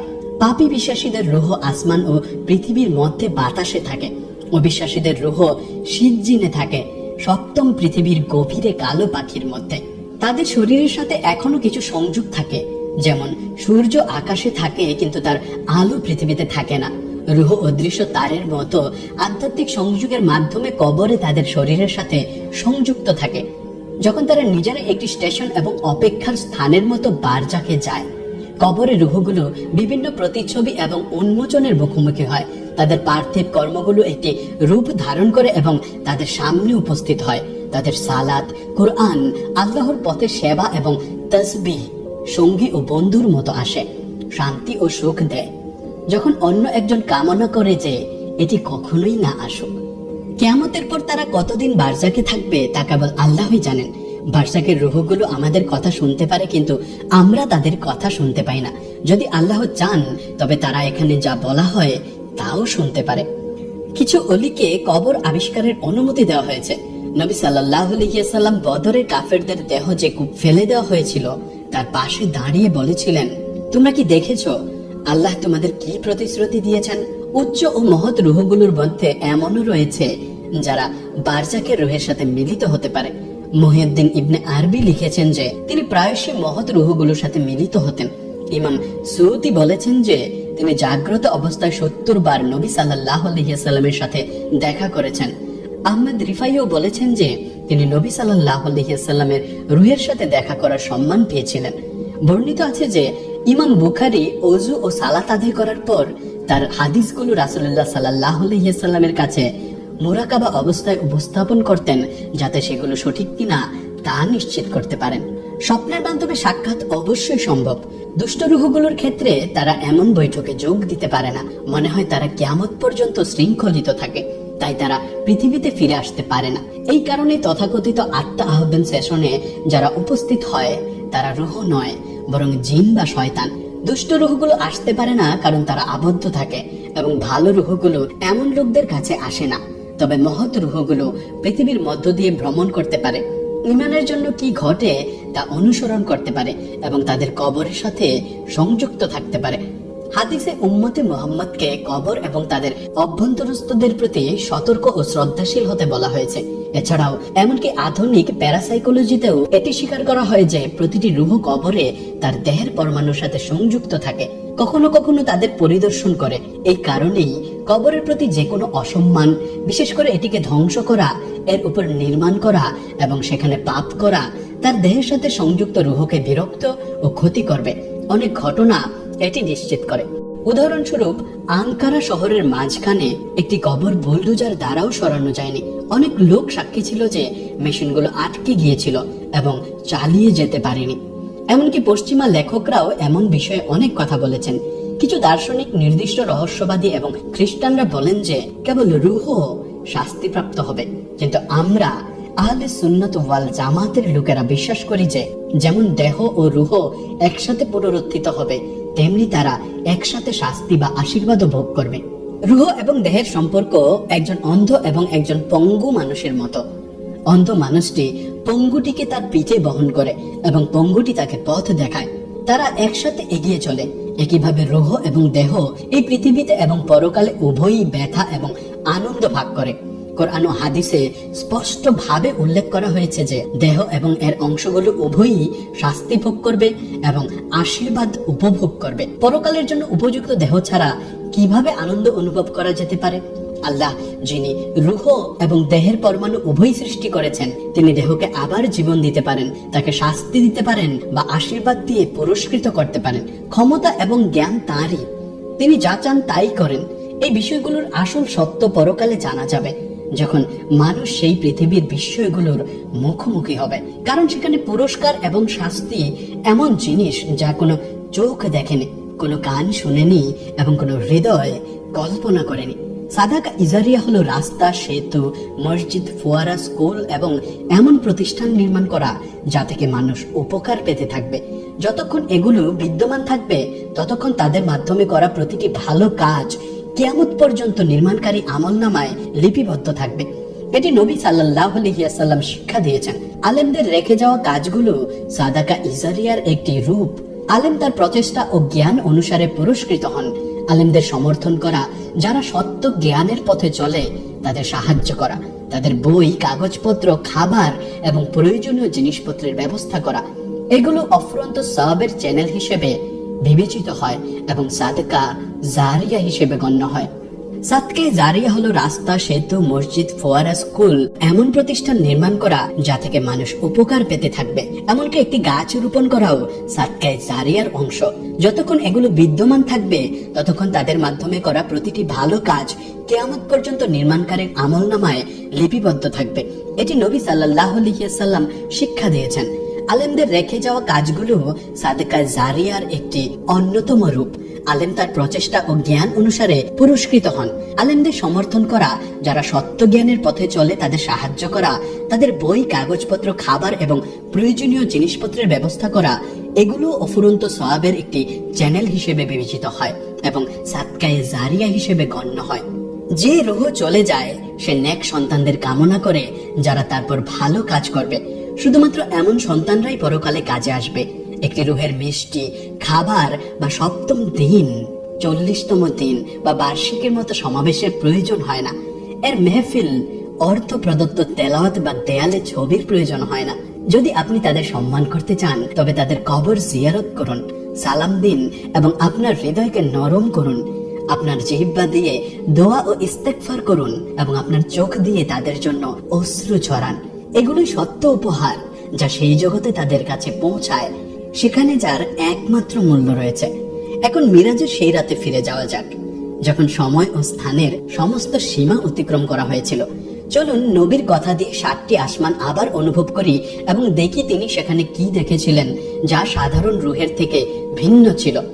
3 বছর ধরে মুসলিমরা কঠিন বয়কটের মুখোমুখি হয়েছিল, ক্ষুধা ও কষ্টে জীবনযাপন করছিল। এরপর নবী সাল্লাল্লাহু আলাইহি ওয়াসাল্লাম তার প্রিয় চাচা আবু তালিবকে হারান এবং শীঘ্রই তার প্রিয় স্ত্রী খাদিজা রাদিয়াল্লাহু তাআলা আনহুকেও হারান।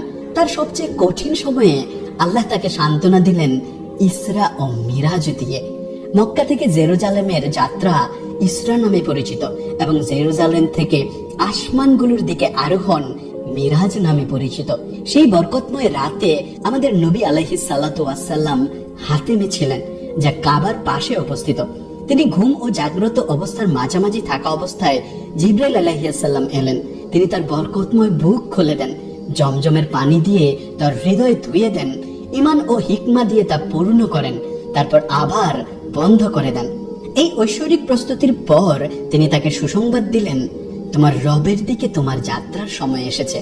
জিবরাইল আলাইহিস সালাম তার জন্য বুররাক নামক একটি বাহন নিয়ে এলেন। এর নাম আরবি শব্দ বারক থেকে এসেছে, যার অর্থ বিদ্যুৎ। বুররাক সাদা রঙের উজ্জ্বল ছিল। এটি এত দ্রুত ছিল যে এটি এক পদক্ষেপে চোখের দেখা সবচেয়ে দূরতম বিন্দুতে পৌঁছাতে পারত।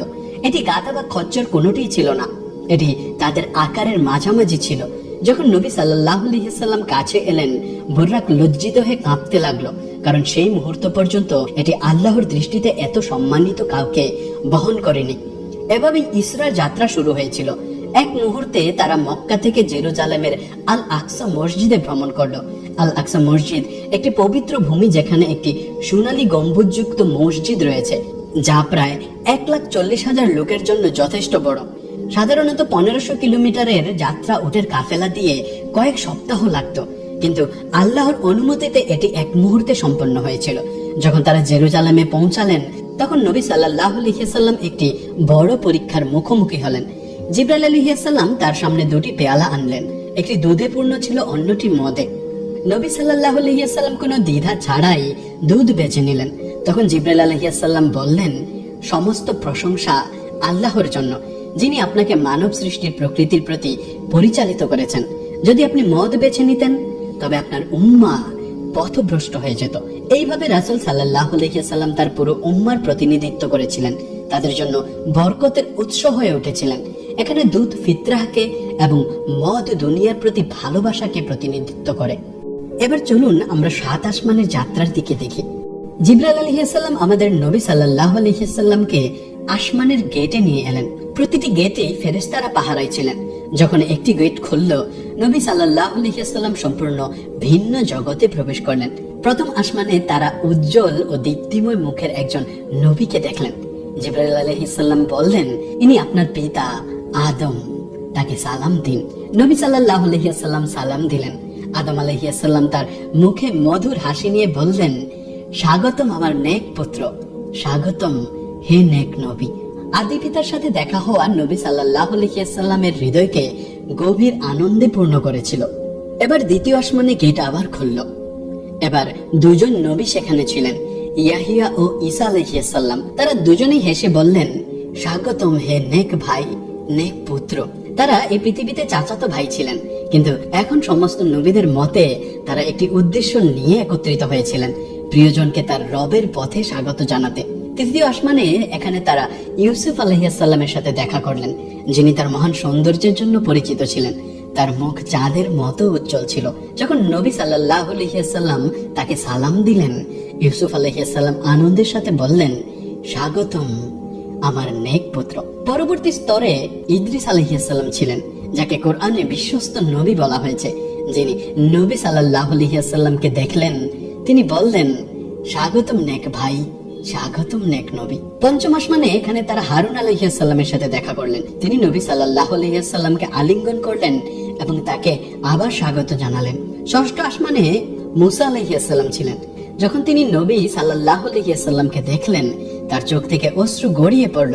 ফেরেশতারা আশ্চর্যের সাথে জিজ্ঞাসা করলেন, ওহে মুসা, আপনি কাঁদছেন কেন? মুসা আলাইহিস সালাম উত্তর দিলেন, আমার পরে একজন তরুণ নবী এসেছেন। আমার উম্মতের চেয়ে তার উম্মতের বেশি লোক জান্নাতে প্রবেশ করবে। তবুও তিনি তাকে ভালোবাসা দিয়ে আলিঙ্গন করলেন এবং তাকে সালাম দিলেন। অবশেষে তারা সপ্তম আসমানে পৌঁছালেন। সেখানে ছিলেন ইব্রাহিম আলাইহিস সালাম, যিনি কাবা নির্মাণ করেছিলেন এবং তাওহীদের প্রতীক ছিলেন। জিবরাইল আলাইহিস সালাম বললেন, ইনি আপনার পিতা ইব্রাহিম, তাকে সালাম দিন। নবী সাল্লাল্লাহু আলাইহি ওয়াসাল্লাম তাকে সালাম দিলেন এবং ইব্রাহিম আলাইহিস সালাম উত্তর দিলেন, স্বাগতম নেক পুত্র, স্বাগতম নেক নবী।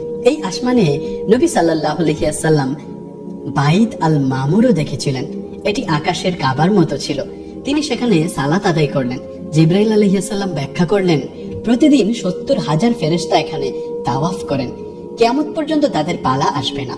যে একবার তাওয়াফ করে, কিয়ামত পর্যন্ত আর তার পালা আসবে না। তারপর নবী সাল্লাল্লাহু আলাইহি ওয়াসাল্লাম সিদরাতুল মুনতাহায় উপস্থিত হলেন।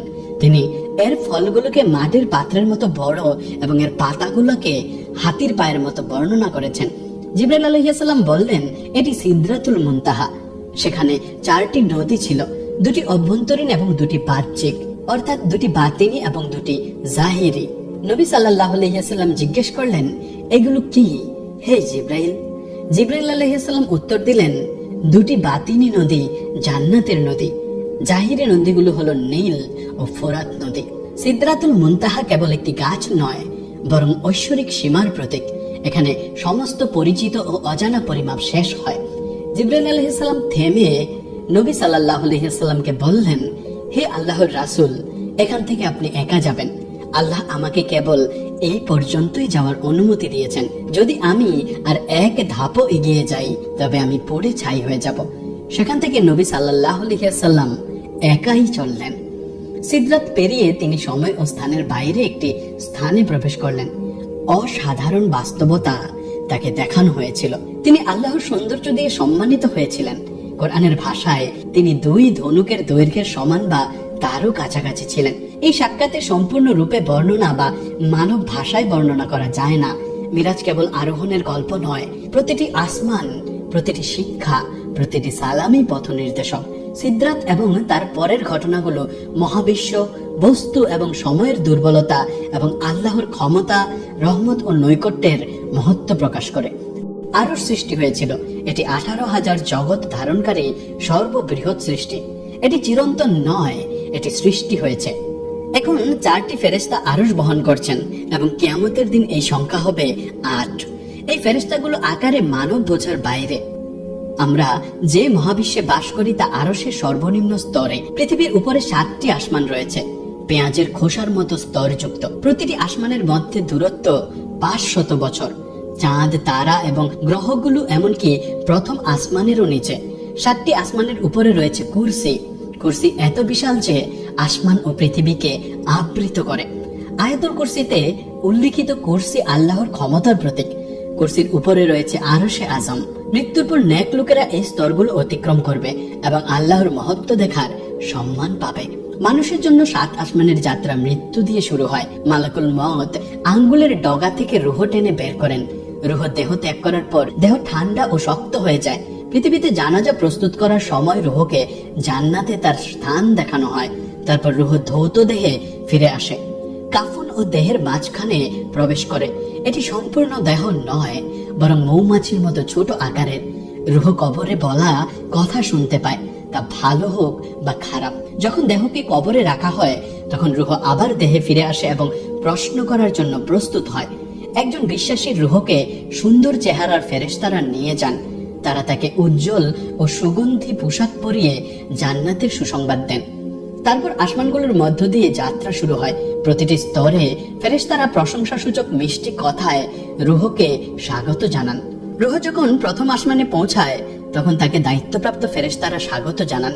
যদি ব্যক্তির প্রকৃত ঈমান থাকে তবে রুহের জন্য দরজা খুলে যায়। ঈমান ছাড়া রুহ আকাশে উঠতে পারে না। প্রথম আসমানে প্রবেশের শর্ত হলো ঈমান, এবং সেখানে আদম আলাইহিস সালাম আছেন। যখন রুহ দ্বিতীয় আসমানে আসে তখন এর সাথে থাকা ফেরেশতারা গেটের ফেরেশতাদের সাথে কথা বলেন। তারা বলেন যে ব্যক্তি কিভাবে সঠিকভাবে এবং যত্ন সহকারে সালাত আদায় করত। তারপর দ্বিতীয় আসমানের গেট খুলে যায় এবং সেখানে ইয়াহিয়া ও ঈসা আলাইহিস সালাম আছেন। যখন রুহ তৃতীয় আসমানে পৌঁছায় তখন বলা হয় যে ব্যক্তি যাকাত, সাদকা এবং ফিতরা দিয়েছে এবং তাদের সম্পদে আল্লাহর আদেশকে সম্মান করেছে। তারপর তৃতীয় আসমানের গেটগুলো খুলে যায় এবং ইউসুফ আলাইহিস সালাম সেখানে আছেন। চতুর্থ আসমানে যখন রুহ পৌঁছায় তখন বলা হয় যে ব্যক্তি ভালোভাবে রোজা রেখেছে, তার জিহ্বা ও চোখের নিয়ন্ত্রণ রেখেছে। তারপর চতুর্থ আসমানের গেট খুলে যায় এবং ইদ্রিস আলাইহিস সালাম সেখানে আছেন। যখন পঞ্চম আসমানের রুহটি পৌঁছায়, যদি ব্যক্তির জন্য হজ ফরজ হয় তবে বলা হয় যে সে ভালোভাবে তা পালন করেছে। তারপর পঞ্চম আসমানের দরজা খুলে যায় এবং সেখানেই হারুন আলাইহিস সালাম আছেন। যখন রুহ ষষ্ঠ আসমানে পৌঁছায় তখন বলা হয় যে ব্যক্তি তার পিতামাতার প্রতি খুবই ভালো ছিল এবং তাদের দোয়া পেয়েছিল। তারপর ষষ্ঠ আসমানের দরজাও খুলে যায় এবং মুসা আলাইহিস সালাম সেখানে আছেন।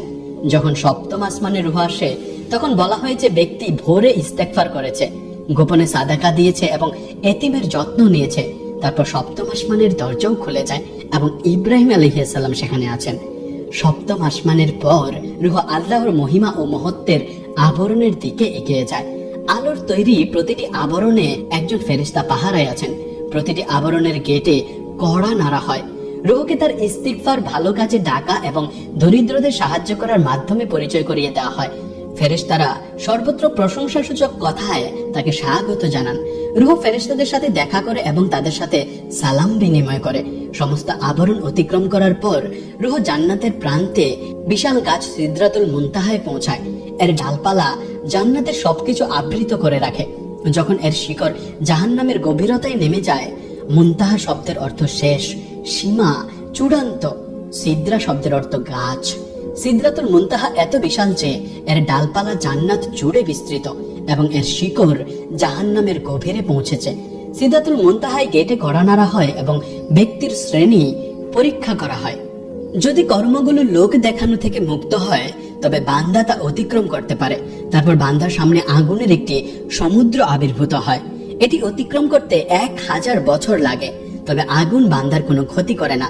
এরপর অন্য সমুদ্রগুলো আসে, একটার পর একটা। আলোর সমুদ্র, অন্ধকারের সমুদ্র, পানির সমুদ্র এবং বরফের সমুদ্র। প্রতিটি অতিক্রম করতে পারলে পরকালের 1 বছর লাগে এবং পরকালের 1 বছর এই পৃথিবীর 1 দিনের মতো। সমুদ্রগুলো অতিক্রম করার পর বান্দা আরশ আর রহমানের কাছে পৌঁছায়। এখন রুহ সিদরাতুল মুনতাহার প্রান্তে পৌঁছেছে। আরশের 80,000 আবরণ রয়েছে। প্রতিটি আবরণে 80,000 ব্যালকনি রয়েছে এবং প্রতিটি ব্যালকনিতে 80,000 চাঁদ রয়েছে। এই চাঁদগুলোর একটি আলোয় পুরো পৃথিবীকে গলিয়ে ফেলতে পারে। আল্লাহ তাআলা জিজ্ঞেস করেন, তুমি কাকে নিয়ে এসেছো? তখন ফেরেশতারা বান্দার প্রশংসা করেন এবং তার ভালো গুণাবলী বর্ণনা করেন। এরপর আল্লাহ তাআলা বান্দাকে তার সম্মানের উপস্থিতিতে গ্রহণ করেন, যিনি সমস্ত দূরত্ব অতিক্রম করেছেন। ওহে আমার বান্দা, তুমি কত সুন্দর বান্দা। তিনি বলেন, তিনি ফেরেশতাদের সামনে এটি বলেন যাতে তারা সাক্ষী হতে পারে। যখন ফেরেশতারা চলে যান তখন বান্দার পাপগুলোকে তাকে দেখানো হয়। ঠিক সেই মুহূর্তে যখন সে মনে করে যে সে সর্বোচ্চ স্থানে পৌঁছেছে, তখন সে সর্বনিম্ন স্থানে নেমে গেছে বলে অনুভব করে। এটি এত ভারী যে সে মনে করে সে ধ্বংস হয়ে গেছে। ঠিক যখন সে বিশ্বাস করে যে সবকিছু হারিয়ে গেছে, আল্লাহ তাআলা বলেন, ওহে আমার বান্দা, পৃথিবীতে আমি তোমার এই পাপগুলোকে ঢেকে রেখেছিলাম। যদি তোমার পরিবার সেগুলো জানতো তবে তারা তোমার মুখে থুতু দিত, তোমাকে সালামও দিত না। কিন্তু আমি পৃথিবীতে সেগুলো ঢেকে রেখেছিলাম এবং আজ আমি তোমাকে ক্ষমা করব। এই কারণেই আমি ফেরেশতাদের কাছে সেগুলো দেখাইনি। কোনো বান্দা ভুলের ঊর্ধ্বে নয় এবং আমি তোমাকে ক্ষমা করেছি। এখন তাকে জান্নাতে নিয়ে যাও। মানুষ যখন নশ্বর পৃথিবীর সংকীর্ণ জগৎ ছেড়ে চিরন্তনের জন্য যাত্রা শুরু করে, তখন সে একের পর এক 7টি আসমান অতিক্রম করে তার রবের কাছে আরো কাছাকাছি আসে। প্রতিটি দ্বার ঈমান, ইবাদত এবং আন্তরিকতার সাথে খোলে। অবশেষে সমস্ত দূরত্ব ও আবরণ পেরিয়ে সে তার রবের উপস্থিতিতে সত্যিকারের ঘরে শান্তিতে পৌঁছায়। সেখানে কোনো সময় নেই এবং কোনো স্থান নেই, কেবল রবের রহমত ও ক্ষমা রয়েছে। এবার যদি আমরা বিজ্ঞানের কথায় আসি, হাবল টেলিস্কোপ দিয়ে আমরা দেখি যে সুপার ক্লাস্টারগুলোর উপরে আর কিছু নেই, কেবল মহাবিশ্ব। মহাবিশ্ব প্রতিটি দিকে প্রসারিত হচ্ছে, একটি অভিন্ন সম্প্রসারণ। এখানেই কোরআনের সাথে বিজ্ঞান এসে মিলে যায়। কোরআন বলে, আমরা আসমানকে ক্ষমতা দিয়ে নির্মাণ করেছি এবং আমরা অবশ্যই এটিকে প্রসারিত করেছি। এই আয়াত দিয়ে কোরআন 1400 বছর আগেই প্রসারিত মহাবিশ্ব সম্পর্কে ব্যাখ্যা করেছে। আমাদের নবী সাল্লাল্লাহু আলাইহি ওয়াসাল্লামের একটি হাদিস অনুসারে 7টি আসমান এবং পৃথিবী মরুভূমিতে একটি আংটির চেয়েও ছোট। রাতে আমরা যে নক্ষত্রগুলো দেখি তার নিকটতম আসমানের অংশ। আল্লাহ এটিকে সৌন্দর্য দিয়ে সাজিয়েছেন। সৌরজগৎ, নক্ষত্র এবং মহাকাশ এই প্রথম আসমানের ভেতরে রয়েছে। বায়ুমণ্ডল প্রায় 64,000 কিলোমিটারে শেষ হয়। প্রথম আসমান একটি বিশাল গম্বুজের মতো উজ্জ্বল নক্ষত্র দিয়ে পূর্ণ। মিরাজের গল্পে প্রথম আসমান ছিল প্রথম স্থান যেখানে নবী সাল্লাল্লাহু আলাইহি ওয়াসাল্লাম পৌঁছেছিলেন। বলা হয় যে সেখানে মানুষ ও জিনের সংখ্যার চেয়ে বেশি ফেরেশতা রয়েছে। 7টি আসমানের গেটে পাহারাদার আছে এবং প্রতিটি গেটের একটি চাবি আছে। যখন আমরা প্রথম আসমানে পৌঁছাই তখন কেবল ঈমানই এর গেট খুলতে পারে। তাহলে চলুন আমরা আমাদের জীবনকে ঈমান, ইবাদত এবং সৎকর্ম দিয়ে সাজাই, যেন আসমানের প্রতিটি দরজা আমাদের জন্য খুলে যায় এবং আমরা মহান আল্লাহর সাথে সেই মহান সাক্ষাতের প্রত্যক্ষদর্শী হতে পারি।